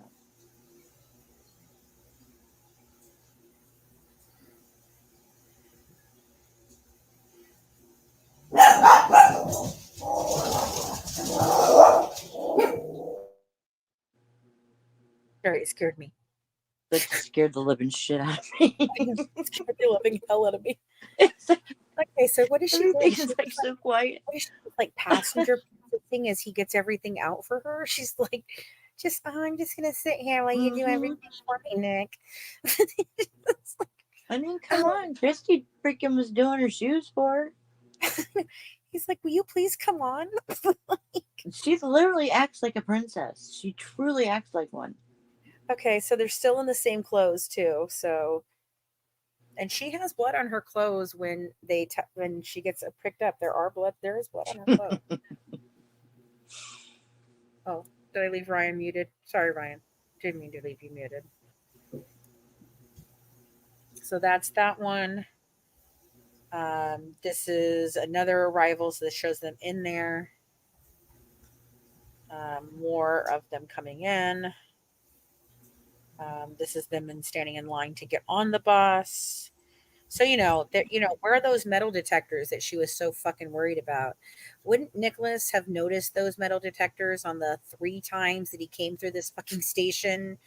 But she had to take the mail the knife to his house, instead of sinking it in a river. She never had to write those Facebook posts. Somebody would have found her mom eventually. Yep. Mm-hmm. She could have fucked off into the sunset. No, she wanted her mom to be found because she didn't like the thought of her routing there. No, she wanted her.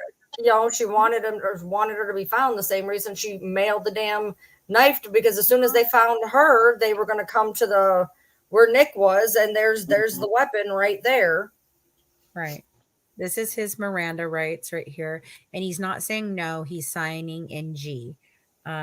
And this right here, this is a really interesting piece of evidence.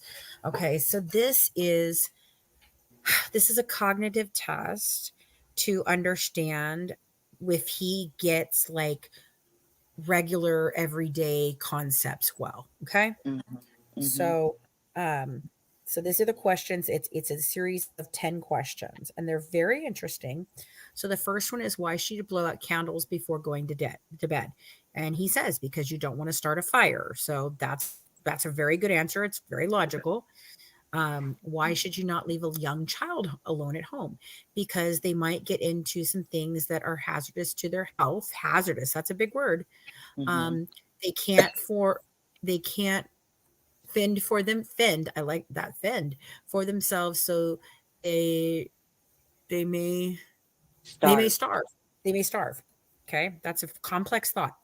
Mm-hmm. Why should you replace the batteries in a smoke detector regularly? So you can rely on the smoke detector when there is a fire. So you don't have to worry about the detector being dead, because it could also be you that is dead because of it. Again, very complex thought. What should you do if you take too much of prescription medication? Call Poison Control Center and let them know your situation. Why should you not unplug? Why should you not unplug electrical appliances while your hands are wet? Because you could get zapped, because water is a conductor Wow. of electricity. Electricity. Yeah, that's what I thought. And it increases the chance of you getting zapped. Number 6, why are certain foods marked with an expiration date? So the customer knows when to leave a product and are over the and a, expiration date to get I don't know what product, So you don't a get new, sick. yeah, so you don't get sick, basically. Right. Why is it important for people to brush their teeth? To keep from, maybe Gypsy should have been asked this question. To Mm-hmm. keep them as clean as possible, and to keep your gums healthy as possible. Why is it important to tell your doctor all the medications that you're taking? Gypsy, yeah, why is that important? Let's see if Nick knows the answer. You should tell your doctor, because they could be serious side effects that would cause something, life changes, and he giving you an alternate route of medication. Okay, so basically he's saying that, yeah, it's because if you're, they need to make sure that these medications don't interact with each other, and possibly you might need a different medication if they know you're taking another one. Okay, why should you wash your hands before eating? Because it's a good hygiene, and it keeps you from getting any diseases on the food. What does it mean when your doctor says there is a 25% chance of having serious side effects from pre-treatment? Gosh, man. I mean, Gypsy should just have taken this test. 25% is to, Good luck with that one. is it basically that medication is good for you, or another medication has 25% a chance of having light side effect, so different change. So basically he's telling you that, yeah, so it's not that serious, but it could be, and maybe you need a different one. That is super. And I mean, I've seen that a million times, and now sitting here thinking about it today, God, he has massively complex thought. He can think very well. Exactly. That's Yeah, no, I exactly agree. my problem right now. I agree with you. I can see where you're coming with that. I still do not believe that he wielded all of the knife for all of that. I don't believe. I'm I not still just, believe she was dead. I still I'm believe not, she was dead. my problem is, when people talk about he wasn't represented fairly enough because of his disability, he sounded more intelligent in there than some of the people that I know that are supposedly perfectly fine. Okay, but yeah, so did Rain Man, though. You know what I'm saying? Right. He has a slow processing disorder. He's talked about this, and he does not understand the social norms. He doesn't understand the social norms. He did not know. I don't think he thought in good and evil. I've told you guys he has a nobility complex. And if he thinks he's doing something bad for the right reason, then he can justify it. I just feel like he should be getting the proper type of help. I believe he deserves, he should be, locked up. But Okay, I well, think he here's needs this to get motion to proper help. suppress. Okay, this is an interesting one. This is an interesting though. This was the motion to suppress statements and notice. Motion to suppress statements and notice comes now. The defendant by and through his attorney and moves this court to suppress alleged statements, oral, written, videotaped, or otherwise recorded, which the state intends to use in evidence against the defendant. Said statement was not voluntary in that the defendant was not presented before a judge as soon as practicable. And said statement was obtained prior to presentation before a judge, and a lawyer was not afforded to him prior to or during said interrogation. The length and nature of defendant's custody and the duration and nature of defendant's interrogation and the conditions which it was conducted were inherently coercive as applied to a person of defendant's education, background, and physical and mental conditions at the time such interrogation occurred. This happened in both Central Park 5 and Memphis 3. Defendant was subject to mental, physical, and psychological duress during said interrogation. Defendant, a person of limited education, was induced to make alleged statements by averments and promises of the arresting officers, and said averments being ones of implication in the offense charged, and said promises were ones of leniency and a desire to help the defendant. That was done. Said statement was made with defendant first being was made without the defendant first being adequately advised of his constitutional rights, to wit. Defendant was not adequately advised in clear and unequivocal terms of his right to remain silent prior to his investigation. The defendant was not adequately advised of his right to consult with a lawyer and to have a lawyer present with him during the interrogation. Defendant was not adequately advised that a lawyer would be appointed for him if he was indigent. Defendant did not, with a full understanding of his rights, waive his rights to remain silent or his right to counsel or his rights to have counsel appointed to him. All of the matters herein mentioned were in violation of the constitutional rights of the defendant under the Fifth Amendment and the Due Process Clause of the 14th Amendment of the United States Constitution, and under Article 1, Section 19, and Article 1, Section 1, Section 10 of the Missouri Corrections. Said statement was the direct result of an unlawful arrest, and that the arrest was made without warrant and without authority. The defendant did not violate any law, either misdemeanor or felony, in the presence of the officers, which would warrant the arrest. The arresting officer had no probable cause or reasonable grounds to believe that the defendant had committed a felony. Said confession was thereby obtained in violation of Article 1, Section 15 of the Missouri Constitution and the 4th, 5th, and 14th Amendments of the United States Constitution. Defendant gives notice that undersigned counsel will call up for hearing and ruling thereon above the defendant's motion to suppress statements in the Circuit Court of Greene County on September 25th, 2017 at 3 p.m. or as soon thereafter as counsel may be heard.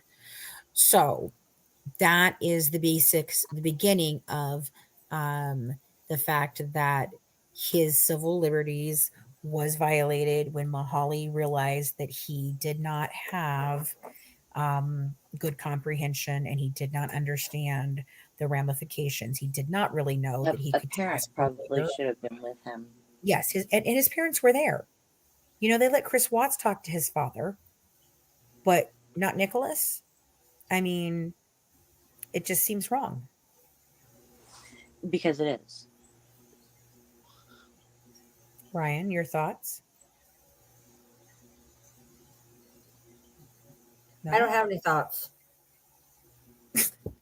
Why are you're being so weird?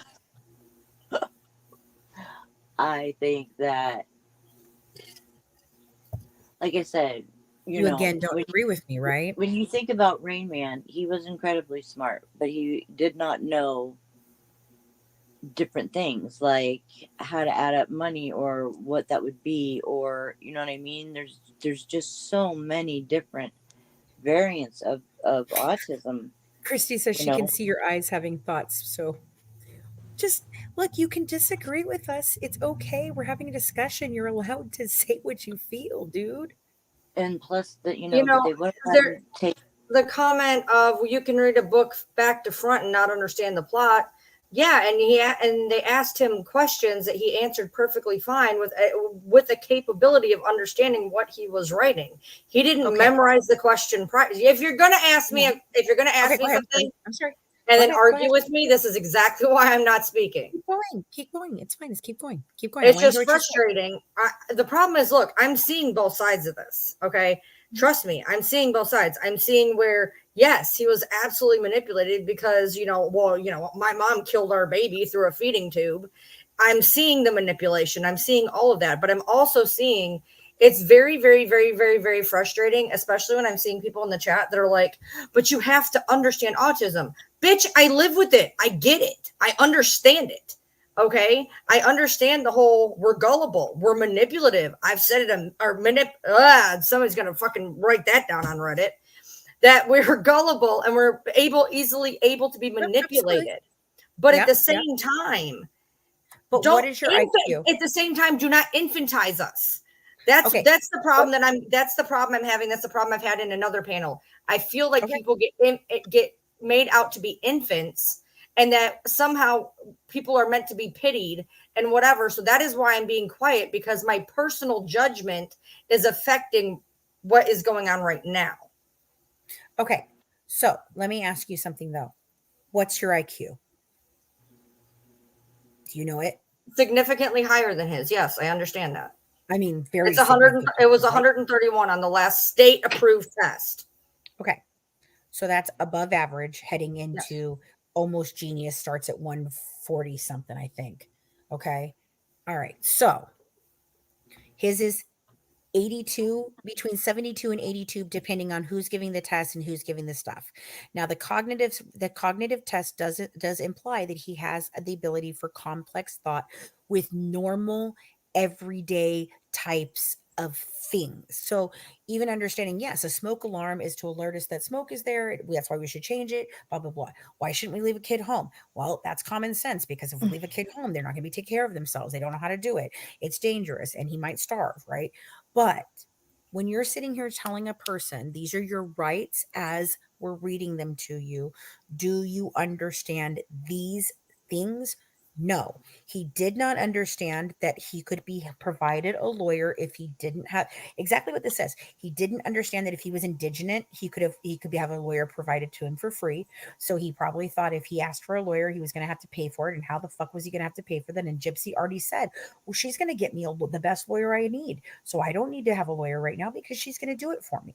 Okay. He did not understand that he had the right to remain silent, because yes, you can say you have the right to remain silent, but when you're talking to a person who's never been in a situation where he has the right to remain silent, he does not understand. If she's asking him questions, he did not know that she's not his friend, that she's there to elicit his confession, and that's all she gives a shit about. That's the reasoning. And this is why I've advocated over and over and over and over again that I believe in every police station across the country, there should be an advocate that can be there for 100%. for mental disabilities, that can stand there and say, hey, wait a minute. We don't want his civil liberties. We don't want them violated. I want him to step in. Let me go inside. Let me evaluate him quickly, see what's happening, and make a suggestion of, okay, look, no, I'm sorry. We need to shut this down. We have to get him somebody who can come here and advocate for him. He needs to speak with somebody that he feels is safe for him, and he can get, a person that can help him understand what really is going on. And that would all the way around in this discussion. But we don't have that, and I don't understand why. It is one freaking person on every fucking shift. Come on now. He didn't understand the depths of the waters he's diving into. That's exactly it. And that's my thought process. I get where you're coming from with, he has complex thought. He understands, basic things. But in the scope of being questioned in a crime that he thought he was right in doing, because he believed that he was doing it for the right reasons and he was self-defense saving her, I don't think that his confession should have been used against him. And they definitely should have investigated more. They solely based his conviction on his confession, nothing else. Right. They didn't test the blood. They didn't test the freaking sheets. They didn't test what's inside her cavities. None of that. They didn't do it. No, They that all should have been tested. Right. 1000%. 1000%. So that's my basis for saying he didn't get a fair trial. He didn't. It was in a prejudiced jury with a prejudiced documentary in a prejudiced town that believed she was the sweetheart, and he was the outside shooter, basically a hired hitman with sex, exactly like he said. And he did not understand that whatever he was saying to that police officer in that actual room could 100% be held against him in a court of law. He thought he was just helping. And she kept telling him, don't you want to do the right thing for Gypsy? If you really love Gypsy, I was really like, loves Right, you. but I And mean, that gets used go look. I could pull up 15 interrogations right now. They use Yeah. that in every interrogation. okay, but the difference is whether he understood that that was a tactic but and there's not usually a just trying to parent tell there. him. Well, people even with average IQs don't realize it's a tactic if you don't watch true crime. I understand, but those people do understand that they have the right to ask for a lawyer. They understand that they can keep that. They do not have to say anything. And he did not. Nelly, that's exactly it. Nick may not have understood the rights, but he knew enough to know what he did was wrong. Did he know the consequences? Was his rights violated? Looks like it. Is he where he belongs? Yes. Okay. And I could say that with all of those, but I still believe there's enough reasonable doubt in this. I do believe that the investigation was watched and coerced. I believe that the narrative was put out there on purpose to sway the jury, to prejudice the jury. And I believe that if we were to have to do a full trial for him with all the evidence we are looking at right now, I don't know that it would be first degree murder. I do not think they had first degree murder for him. I do believe they could have got him in second degree, even if his blow was not the final blows. No, I have no idea what autism is. I've never heard of it in my life. Wow. Okay, but my thing is, didn't his mom or the stepdad, one of them said that he Yeah, I will can never barely hear be, you. Talk a little louder, baby. that they said that he will never be more than like 15. That's where Right. his mentality is 15. They actually put him as low as between 12 and 15, depending on the different things that they were looking for. And a 15-year-old would also know the answers to those questions that were asked. But a 15-year-old would not be tried as an adult. How would you think that the HBO narrative was put out so that Nick would get a retrial? So that he wouldn't get a retrial. Oh, okay. I'm sorry. I read that wrong. So be. Yes, Amanda, this is one of the things I've said from the beginning, even when I was, really mad at Nicholas. I was really, like, oh my God, he's the worst human being ever. And then I started going and thinking about different things. And this is one of the things I have said. Look, the problem that I have with Nicholas getting a release at all Absolutely. is this right here. He is dangerous because he has consistently been proven to be heavily manipulated by women. By himself, he is not the dangerous person. He is a weapon. Gypsy drew him as a weapon in her book. And that is the problem. He absolutely 100% could be convinced again to do something like this if a manipulative woman came along and told him it was right. Same, Seven. What'd Seven say? I'm autistic and excel at everything I put my mind to, but I can't do math for anything. Neither can I. I am the same way. So here's what I think. This is what I had said. There was nobody at the damn bus station. Jesus Christ. There was nobody at the bus station. I don't know what You you're said- talking about, Miss Haven. I really don't. literally like 80 times.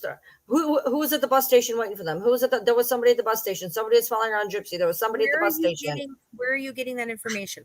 I've not heard that at all. So I'm just asking where you got it. No, it's been said like 50 times in this conversation. Okay. So this is what I'm saying. I believe there was a case for a second degree.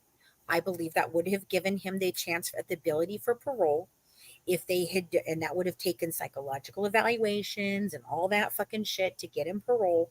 And I think that if he were to come out and he was mandated to be in a inpatient or a halfway house where he is monitored, he could live a semblance of a normal life and he would not be in danger of re-offending.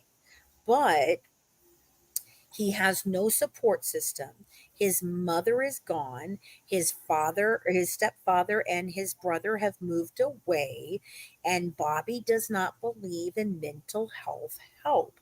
So he could not be released just to the public like Gypsy has, which she should have never been released. I'm sorry, she shouldn't.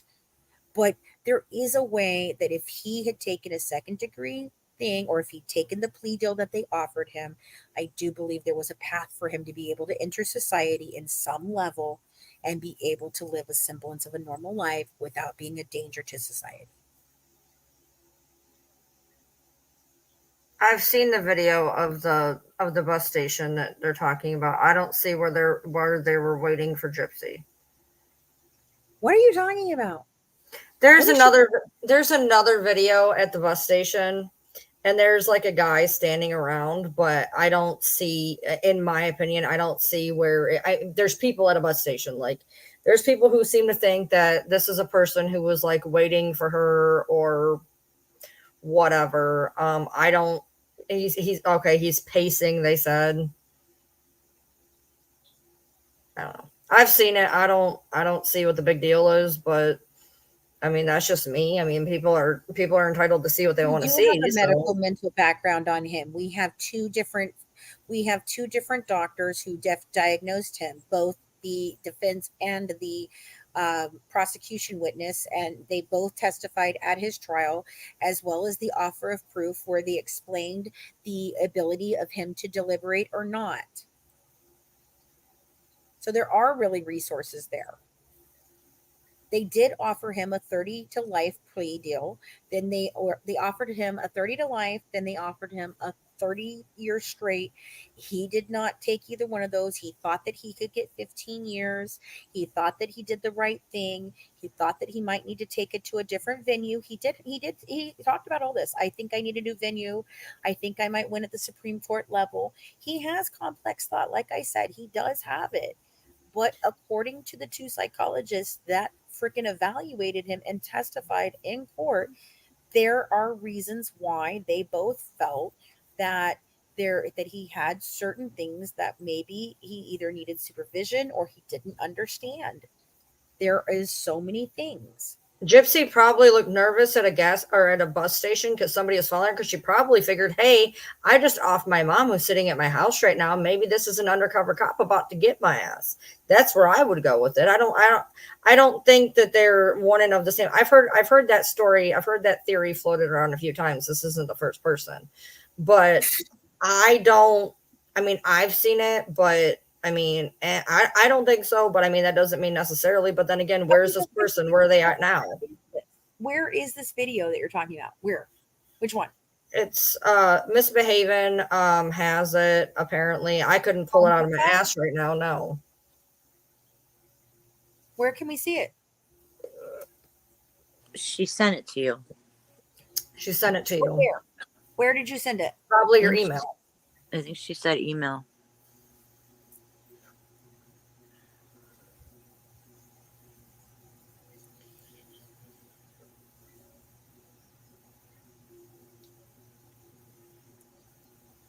That's an interesting one. Okay, so step Actually, from what I got told, he was actually also offered 25. But again, no parole or anything. He was offered 30 to life the first time and straight 30 the second time. We have those. We know those. That's been established a long time ago. I don't see it. Can you send it to me again, please? I don't know. She says, there it is. It starts 15 minutes in. Can you even send things that big in email? Every time I try to send anything, a big picture, it's like you can't send over 25 MPGs or some shit. Where did you send it? There it is. What do you mean there it is? She may have tried to put a link in the chat that won't show up here. If you did put a link, if you put the link in the chat, just send it to me on Facebook and I can then pull it. Well, he did get 2 deals. He just turned them both down. Yeah, he did get 2 deals. I just told you. She's sending the link to you. Oh, okay. Because you can't put it in here. You'll have to send it to me or one of the mods. Yes, they do get time off on the 30. Maybe that's how he got to. You can't put a link in a YouTube chat. It automatically eats it. You can see it, but we can't. Unless you have a wrench next to your name, and I don't give out wrenches like that. You're going to have to send it to my email. Just send me the link to my email.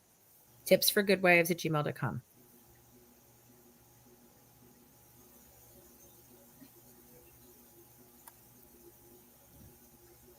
What I don't understand, what I will never understand, is there's been umpteen people who have perpetuated murder for hire, and they are all sitting there with much longer sentences, much longer, some of them not even getting out. And she gets handed a plea deal where she's out in fucking 8 years.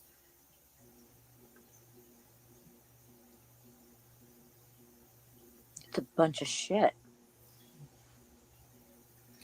Hold on a second. Francis, I did not get it from you. That's not where I got it from. I did not get it from you. I got it from Wildbird, and that's who you went through with it. So I don't know if you sent me one too, but just letting you know. I got it from Wildbird. Yeah. So. You know, it's Okay, frustrating because if she let's just be real, if she was a person of color, she would have been thrown away. She was a little dainty white girl, and so she got a pass. I mean, that you ain't gonna change my mind there. You ain't gonna change it was my more mind. Believable. Absolutely. Or even if it was a boy, I don't even know. Like, seriously. Okay, so this is And she what just you're kept asking playing the part, walking into court, squeaking her little voice. Oh my word. Okay, Yeah, I and got and of course, right after her hair's growing in from her mean mommy shaving it all off. Mm-hmm. Okay, and so this comes from Country Girl Brenda. You said the 15-minute mark is where it starts. So Yeah, it's sitting right there. So right, all right, here we go. So hold on, is it good on the screen? yeah, it needs to scroll down a little bit. No, I need to put it bigger so you guys can Oh, see put it there. You go. Yeah, Which there we bus go. station is it? And how long did you Oh my say God, this on? screw up. Only a couple of days. And was this when your mother was murdered? Yes, And when was that specifically? June 10th, 2015. Do you know about what time she was murdered? Maybe about 3 a.m. in the morning. Okay, I want you to watch right here. It's Gypsy shaking that little leg. I guess she needs exercise. She's been in that wheelchair so long. But then I want you to look at this guy right here. It's just something very unusual to me because he gets to shaking his legs after a while. But he's standing there, so I'm assuming that he is waiting till somebody gets through over here so that he can buy him a ticket.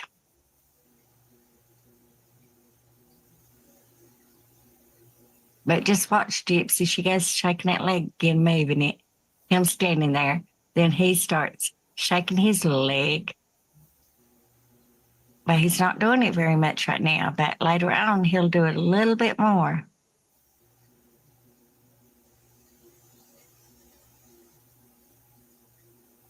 So there goes Gypsy's leg again. So he walks away, comes back, goes towards the back end. And I'm not saying that it's anything. I mean, I have no idea. Gypsy looks around. He looks like he's going out the door, but no, he turns around and he comes back.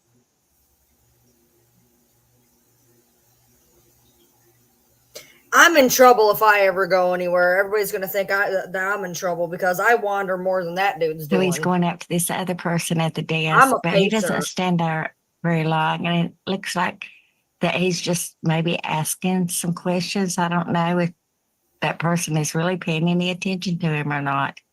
But Gypsy turns away. Her leg's still slinging. I guess it really is bothering her. But he goes back there.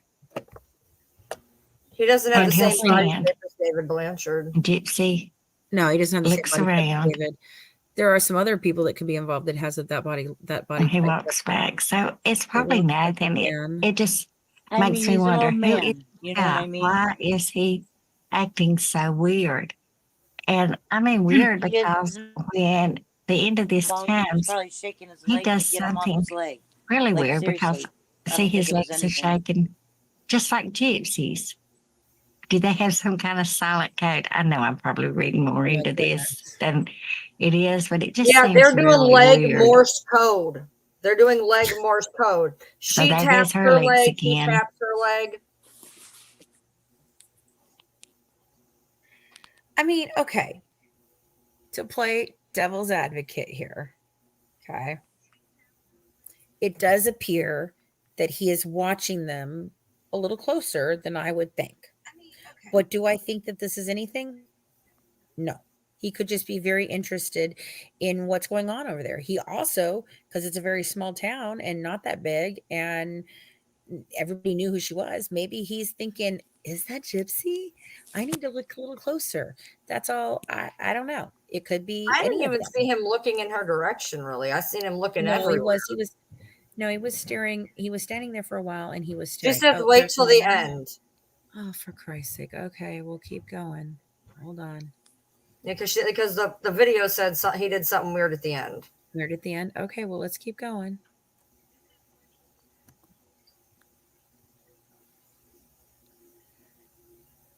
Everything is calm for a minute. Nobody's shaking their leg. Shaking the leg thing's killing There me. goes Gypsy. There he goes. She looks up. I bet there are like mirror things that you can see people on. They both just shaking their legs. Maybe he's just impatient waiting on them to get done. But if he is, why doesn't he go up there right when they get done? He walks away. That leg of hers is just a going. So he's not seeing that leg movement. So it's probably nothing. But then he comes back.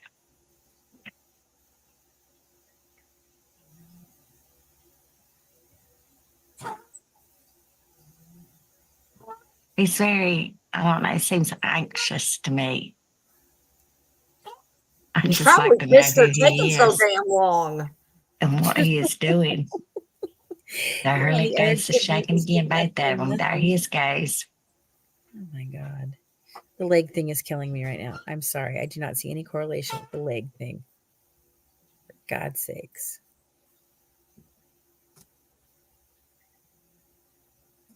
So Nicholas, I guess, pays for the tickets and everything's getting done.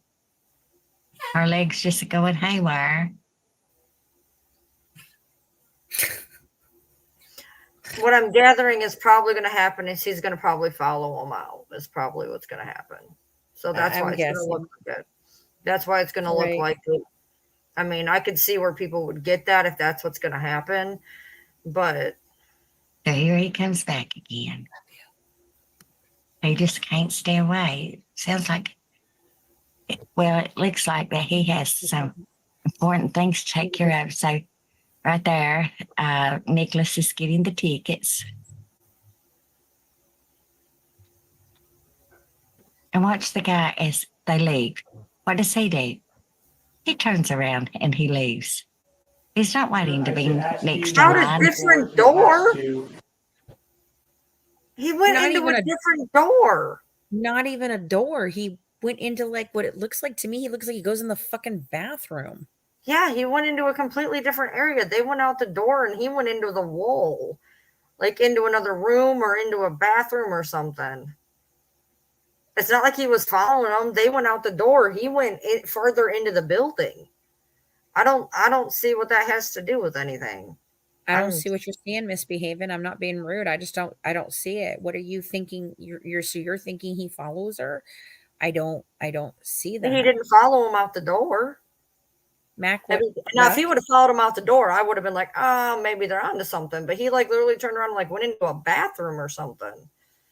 Maybe that's why he was shaking his fucking leg so much. He had to piss. Like Morse code. Maybe he was just waiting for the asshole to get out of the bathroom. Do we know whether that's a one stall bathroom or if it's like a real, is that the bathroom over there? Do I need a diagram of the Springfield freaking bus station now?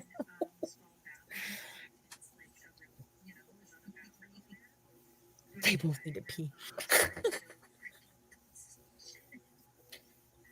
Natalie, I don't know what the time limit is on attempted murder when she shot Dee Dee, but yes, they could charge her on that. What'd you say before the bus comes? I don't know. If he was their ride too, I don't know. He could be the taxi driver.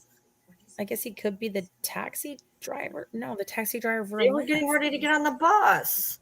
Weren't they? Yeah. No, they go back to the hotel. Oh. Turned away when he walked up. She looks around for cameras. I don't know. I found it interesting. No, they go back to the hotel.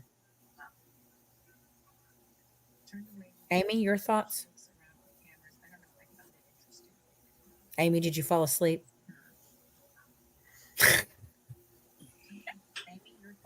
I think she went to get something. Can you hear me? Yeah, we can now.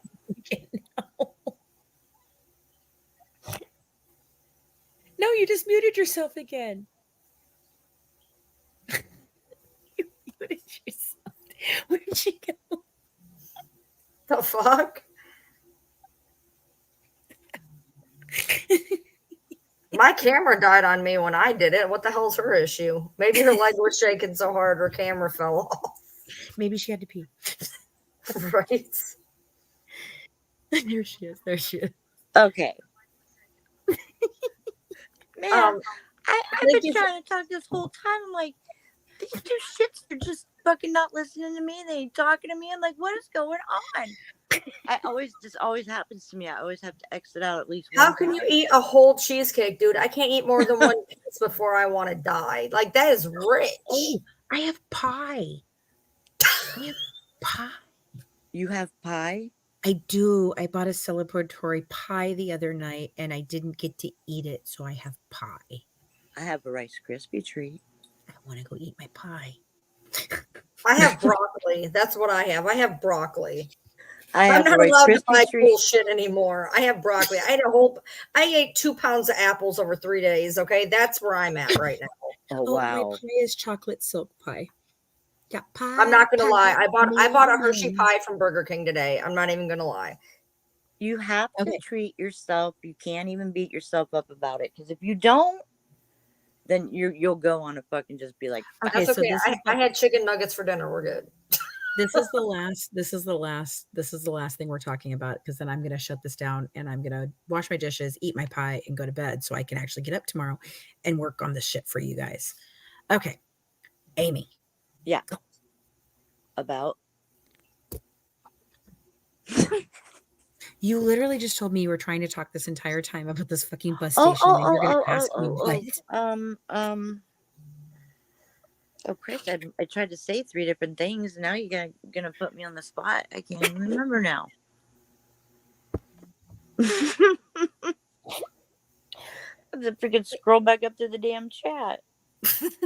You know what? While she's trying to figure out what the fuck she's trying to think of, there's a receipt. There's a receipt that has just shown up trying to show Papa John's delivery to Nick with the brownies and everything, all nice and great and gravy. Has anybody seen that receipt so far? Because there's an issue. I know I sent it to you.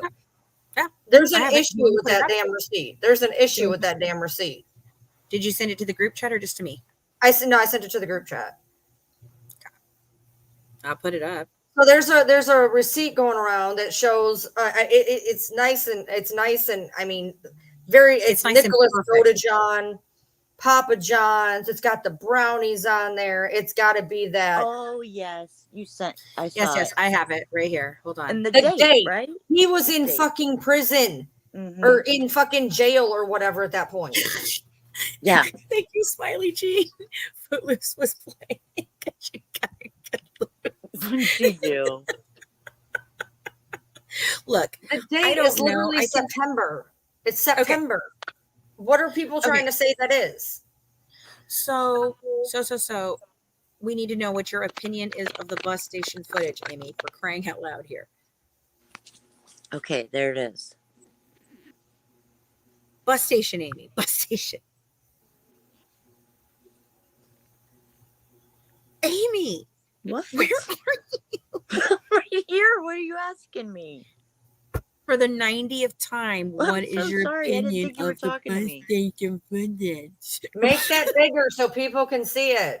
I can't make it bigger. Hold on. Let me download it and then I'll Oh, make it bigger doesn't? that way. Hold on. I got to do it this way. All right. Hold on a second. Let me stop sharing this. Amy? So the bus station? You want to know what I think about that little film? Yes. Oh, Please. okay. Like I said, I think he was just freaking probably trying to shake his balls off his leg. Like, honest to God, I don't think that was anything. I don't. I'm not trying to be Okay. mean, but seriously, no. he just, or like Ryan said, he could have had to go to the bathroom. You know, who knows? But, and Gypsy, I think she's just spastic. She's probably just, you know, getting nervousness out of her legs. Maybe, I don't know. And if anybody tries to say, okay, well, no, it's really March the 9th when he was there when he came up for the Cinderella movie. No, the US doesn't do backwards dates. So I'm gonna have to say pass. That is the Days Inn's address. That is the Days Inn address. I checked it. But it's 9/3/2015. Knock on door politely. You know, that's the delivery remarks here. Then if you scroll out, it's the pepperoni, the bacon cheese stick, barbecue sauce cup, and there was a double chocolate brown and their delivery fee. All nice and While neat. he was in jail. Right. While he was in jail at 11:42 in the morning. I'm going to have to go with no. He was in jail. Yeah. Right. No, exactly. Yeah. I mean, Okay, what would be so the point here's of my even doing that? Non-player character. Okay. I saw that. We're going to go back to the brownie situation. I did not just make that up out of nowhere. Okay. There was a very good reason why I said that she baked fucking brownies. It had nothing to do with Nicholas and baking brownies for Nicholas. It has to do with the fact that there is evidence that I remember hearing it, I remember seeing it, I remember a screenshot of someone saying that she cooked the brownies naked, not for Nicholas, but for whatever other dude was there. Now they said Dan, I believe, but it could be Sebastian, it could be this Brian dude, it could be Dan. Something was okay. Look, the brownies that Nick had were obviously from Papa John's, but if you look in the kitchen, there is flour, there is sugar. There looks like somebody really was baking something. Yes. I mean, it does. I mean, I don't randomly have that shit out on I don't randomly have that shit in my house. But if I did, it wouldn't be on my counter. Well, my dogs would eat it. But that's not the point. You get it out because you're using it. You get it out because you're using it.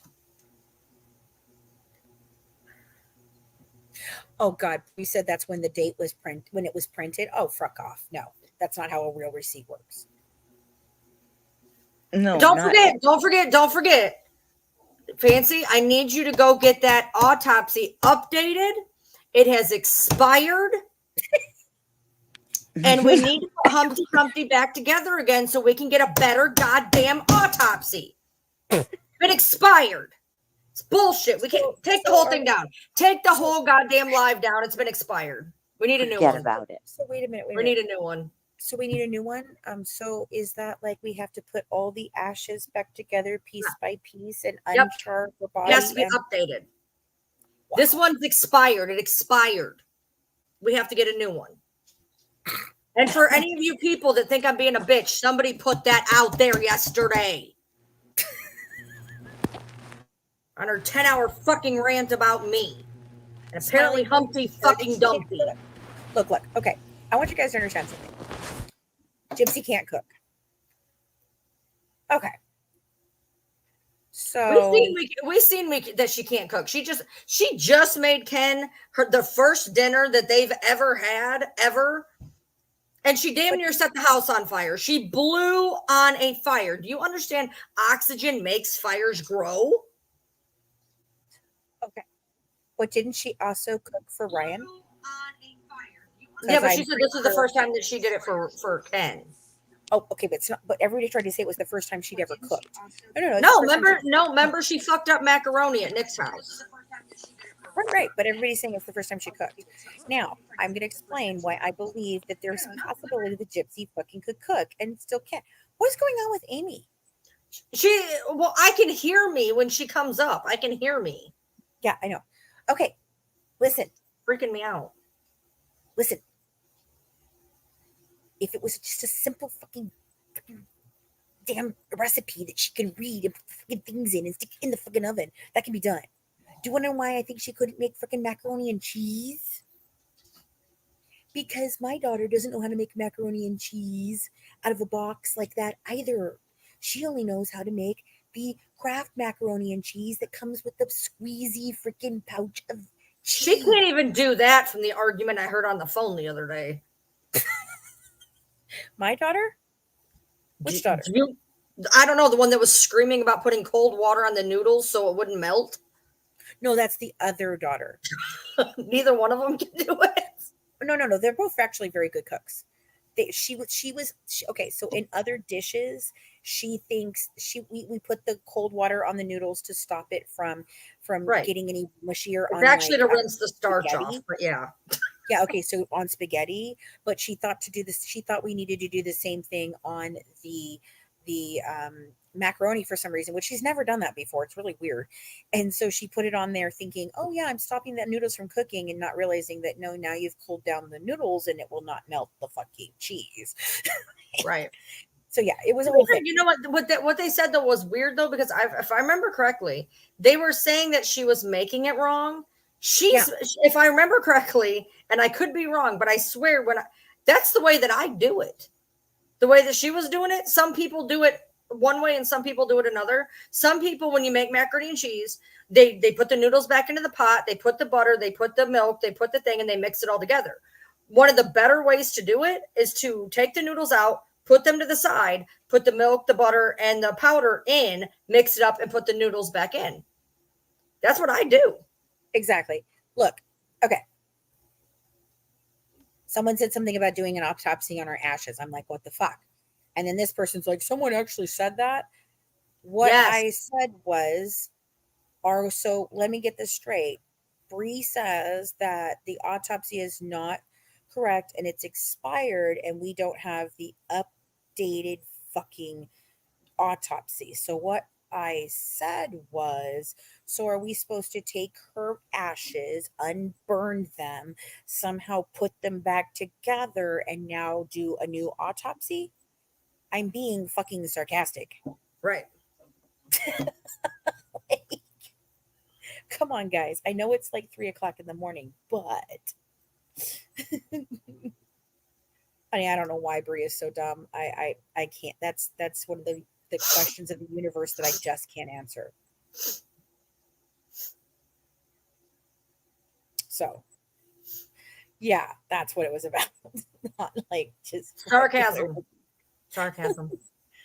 All right, guys. Well, I'm going to head into my kitchen. I'm going to eat my pie, maybe a piece of pizza, and finish my dishes and go to bed. Oh, she mixed it all together without cooking the noodles. Okay, that is a special kind of stupid. Never mind. No, but like seriously, my daughter can't make your regular everyday cheap ass freaking macaroni and cheese. She has no idea. She does not know how to do the milk and the cheese and all that fucking shit. All she knows is we put the bottle, we open the thing, and we put it in the thing, and I squeeze the cheese into it because I'm bougie like that. I won't eat the other shitty shit and macaroni and cheese. I just won't. So I think bougie would be making it from scratch, honey. That would be more bougie. yeah, that could be more. Now, my husband does that. He can make a lobster macaroni and cheese from scratch, and it's freaking amazing. Macaroni and cheese So doesn't have any amazing. taste to me anymore.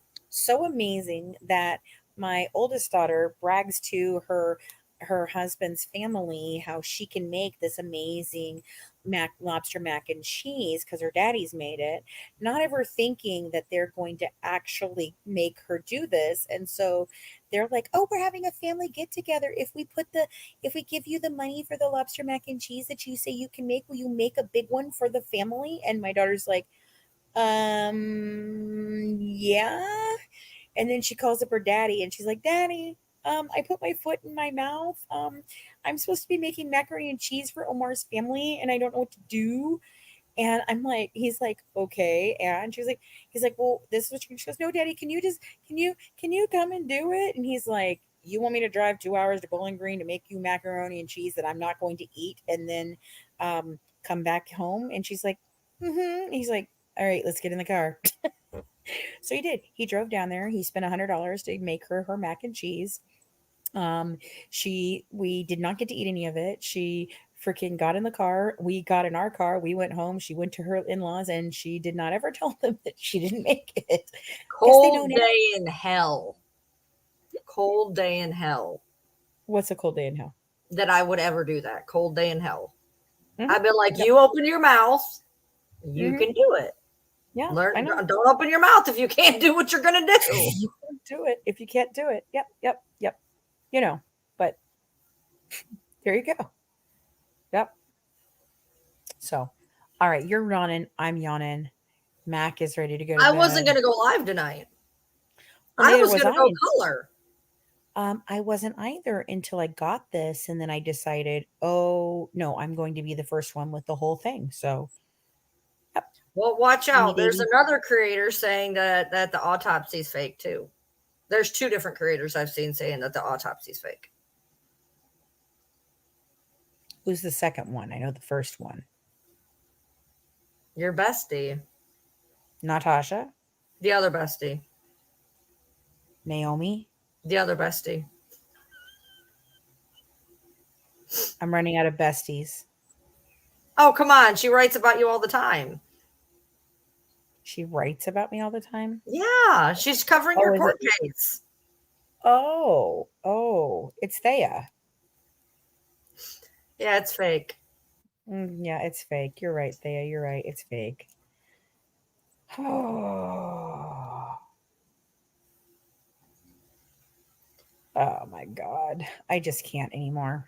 This is just, yeah, I got lots of besties. They all love me. They all tell wonderful stories about me. They're so accurate. If somebody did that to me, the list would be so long. We'd have to alphabetize it first and then just kind of go down it.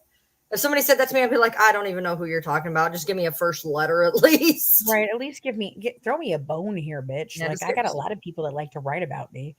Right. And say shit about me. Most of it not true.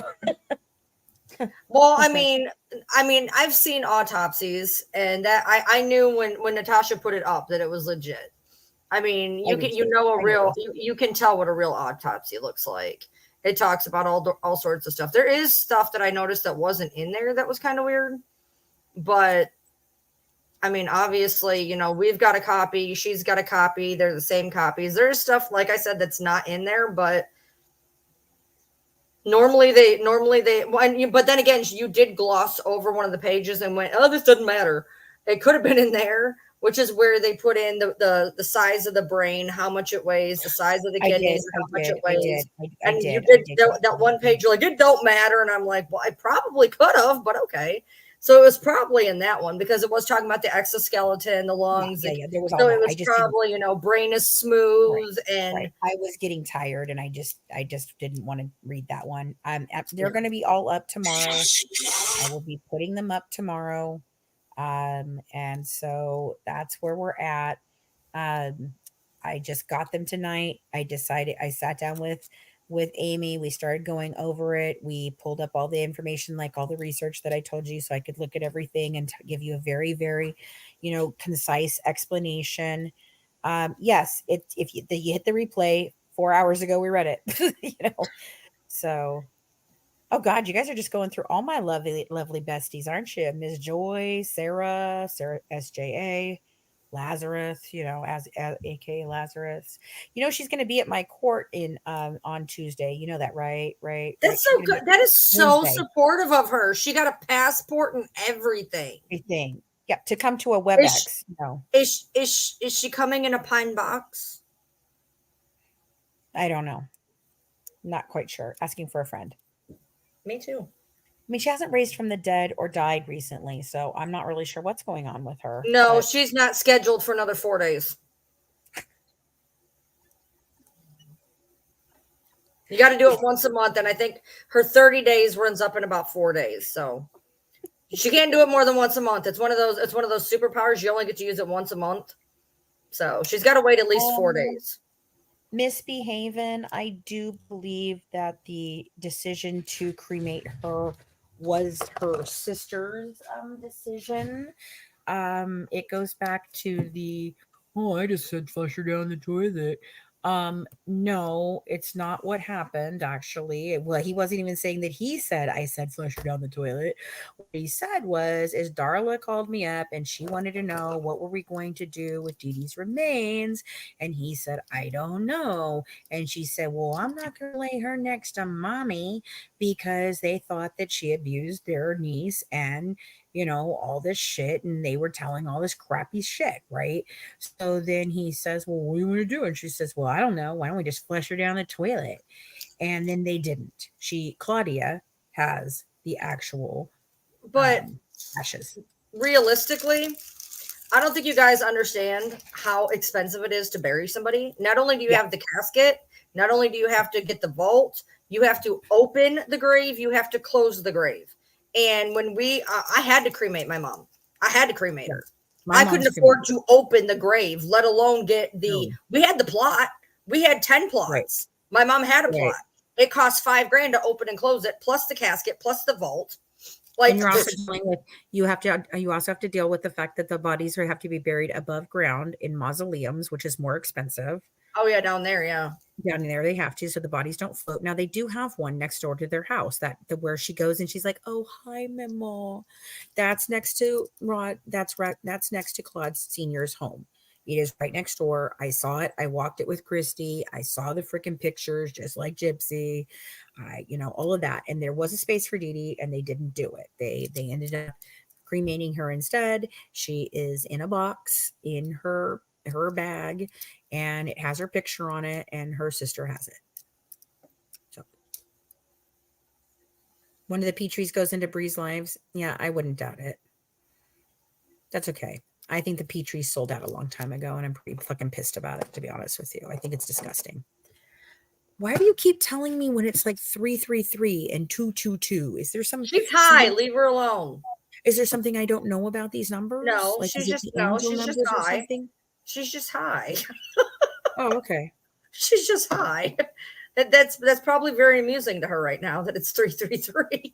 Well, she also said that it was 222, so I'm just trying to understand if it was like angel numbers or. She's just high. All yeah, right. It's 3:33 a.m. here. That's why we're aware. Yeah, lucky times. Oh, okay. Thank you. It's 4:20 here. It's 4:20 everywhere at some point, all the time. Ask Christy. She's doing good. She's 4:20 in it for all of us. Costco sells caskets, by the way. Hope no one needs it. Can you get one on Amazon? Probably. I'm looking. Hold on. Don't close the live yet. Hold on. We're gonna look on Amazon if you can get a casket. Casket. God, you're killing Are me. you fucking for real?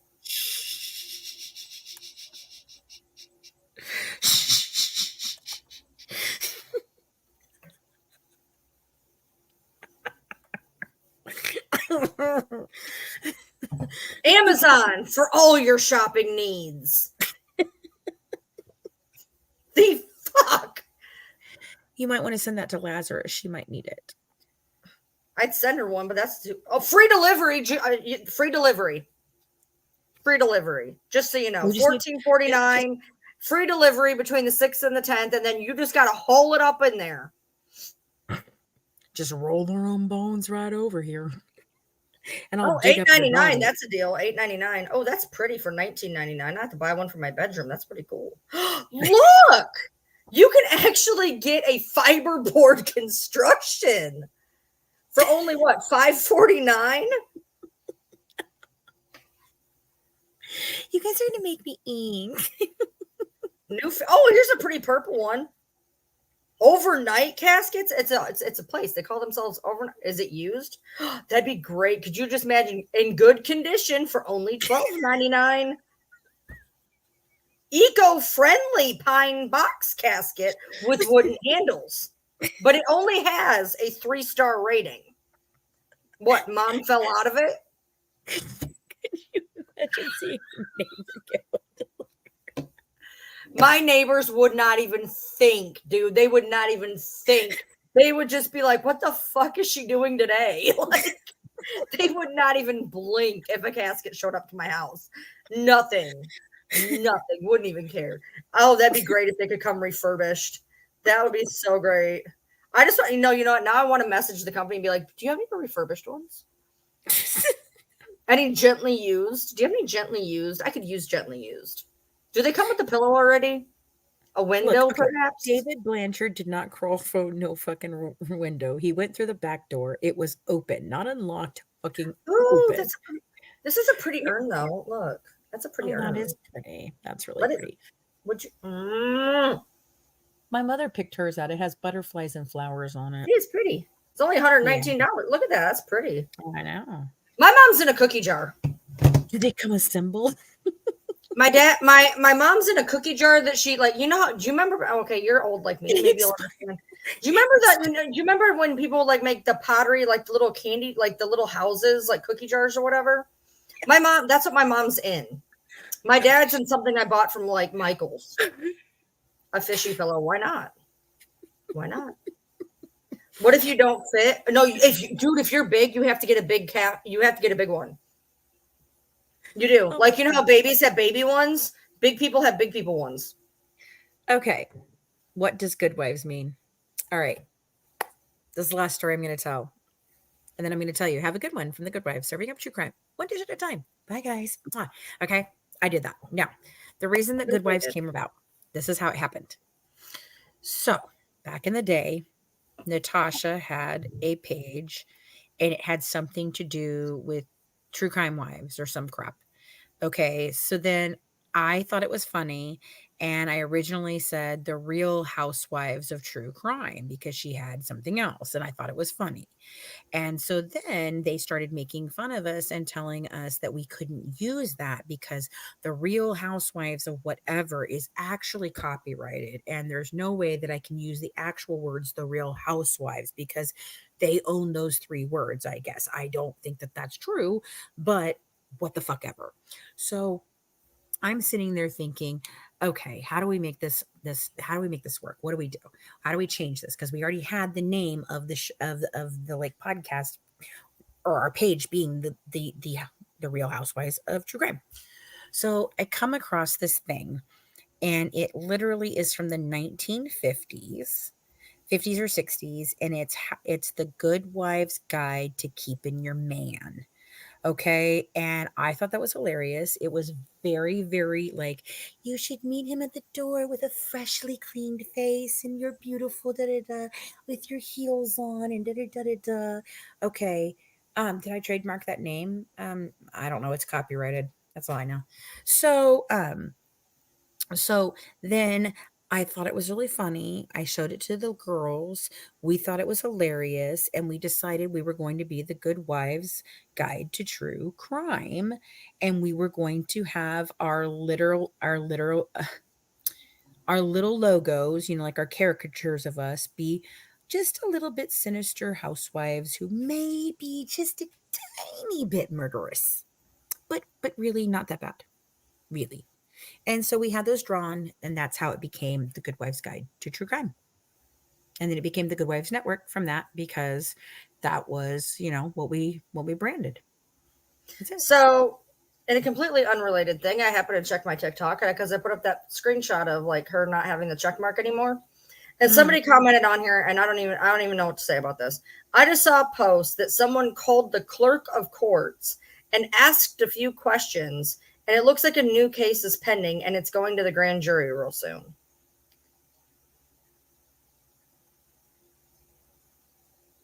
Because they're just going to be like, yeah, I don't know you from an ass in my hand, and I'm just going to tell you about all this stuff that's not made it out anywhere yet.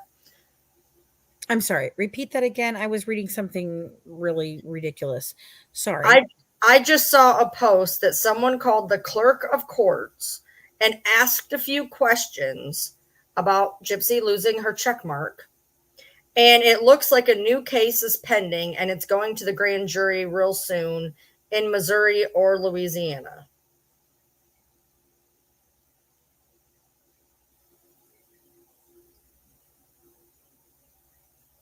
No. Just like there's not a 17-page document that somebody who works for the DOJ is bringing against 4 different creators, and I'm one of them, and my name is mentioned 26 times. Because I'm telling you, if said person has a spouse who works for the DOJ, and I know a couple, someone's pulled that once before, and I called her bluff on it. And then she got real mad at me, but then she stopped, and she became my friend, and then she got real mad at me at the beginning of the year because she said some shit on a live with Tori and Brandy, taking responsibility for what she did to Claire Christie. Yeah, her husband works for them too, and she likes to say that shit. And the last time she started her shit, I basically said, well, I think that the DOJ would be very interested to know that his wife, your husband's wife, is doing all of this bullying and harassing, because guess what? The DOJ does not think that is funny, and the members of the DOJ's immediate family can get them in trouble for their actions online. So I don't know. I don't think that there's any member of the DOJ leaking a 17-page document and talking about a 17-page document that mentions 4 creators on some bullshit. There is no federal thing that can be brought against any of the fucking creators that talk about her. Especially not me. She tried that once. It didn't go well for her. And what guy at the DOJ is going to risk his career giving it to his wife, who's then going to talk about it on social media before it's been filed? Yeah. Yes, truth and kindness. Yes. Sarah Elise and I cannot stand that Sarah Elise. I'm so fucking pissed you let her up in the box the other day. Did you see what she did afterwards? She went over there and started running her fucking mouth and talking crap about us and telling them that and we did this and we did that. Well, she messaged me on Instagram to say that all she did was ask my pronouns. Yeah, wait, she just messaged me. Oh, she also says, oh, shocker. She also says that, she the fuck did she say?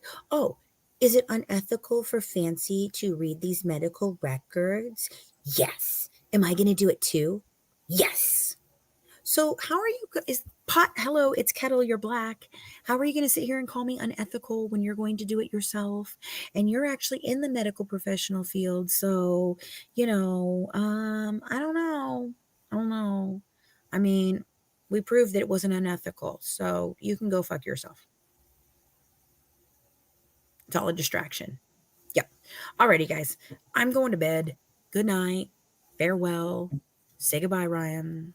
Adios. Say goodnight, Gracie. Say goodnight, Gracie. Good night, Gracie. It's great. It's great. Gracie and Burns. Gracie and Burns.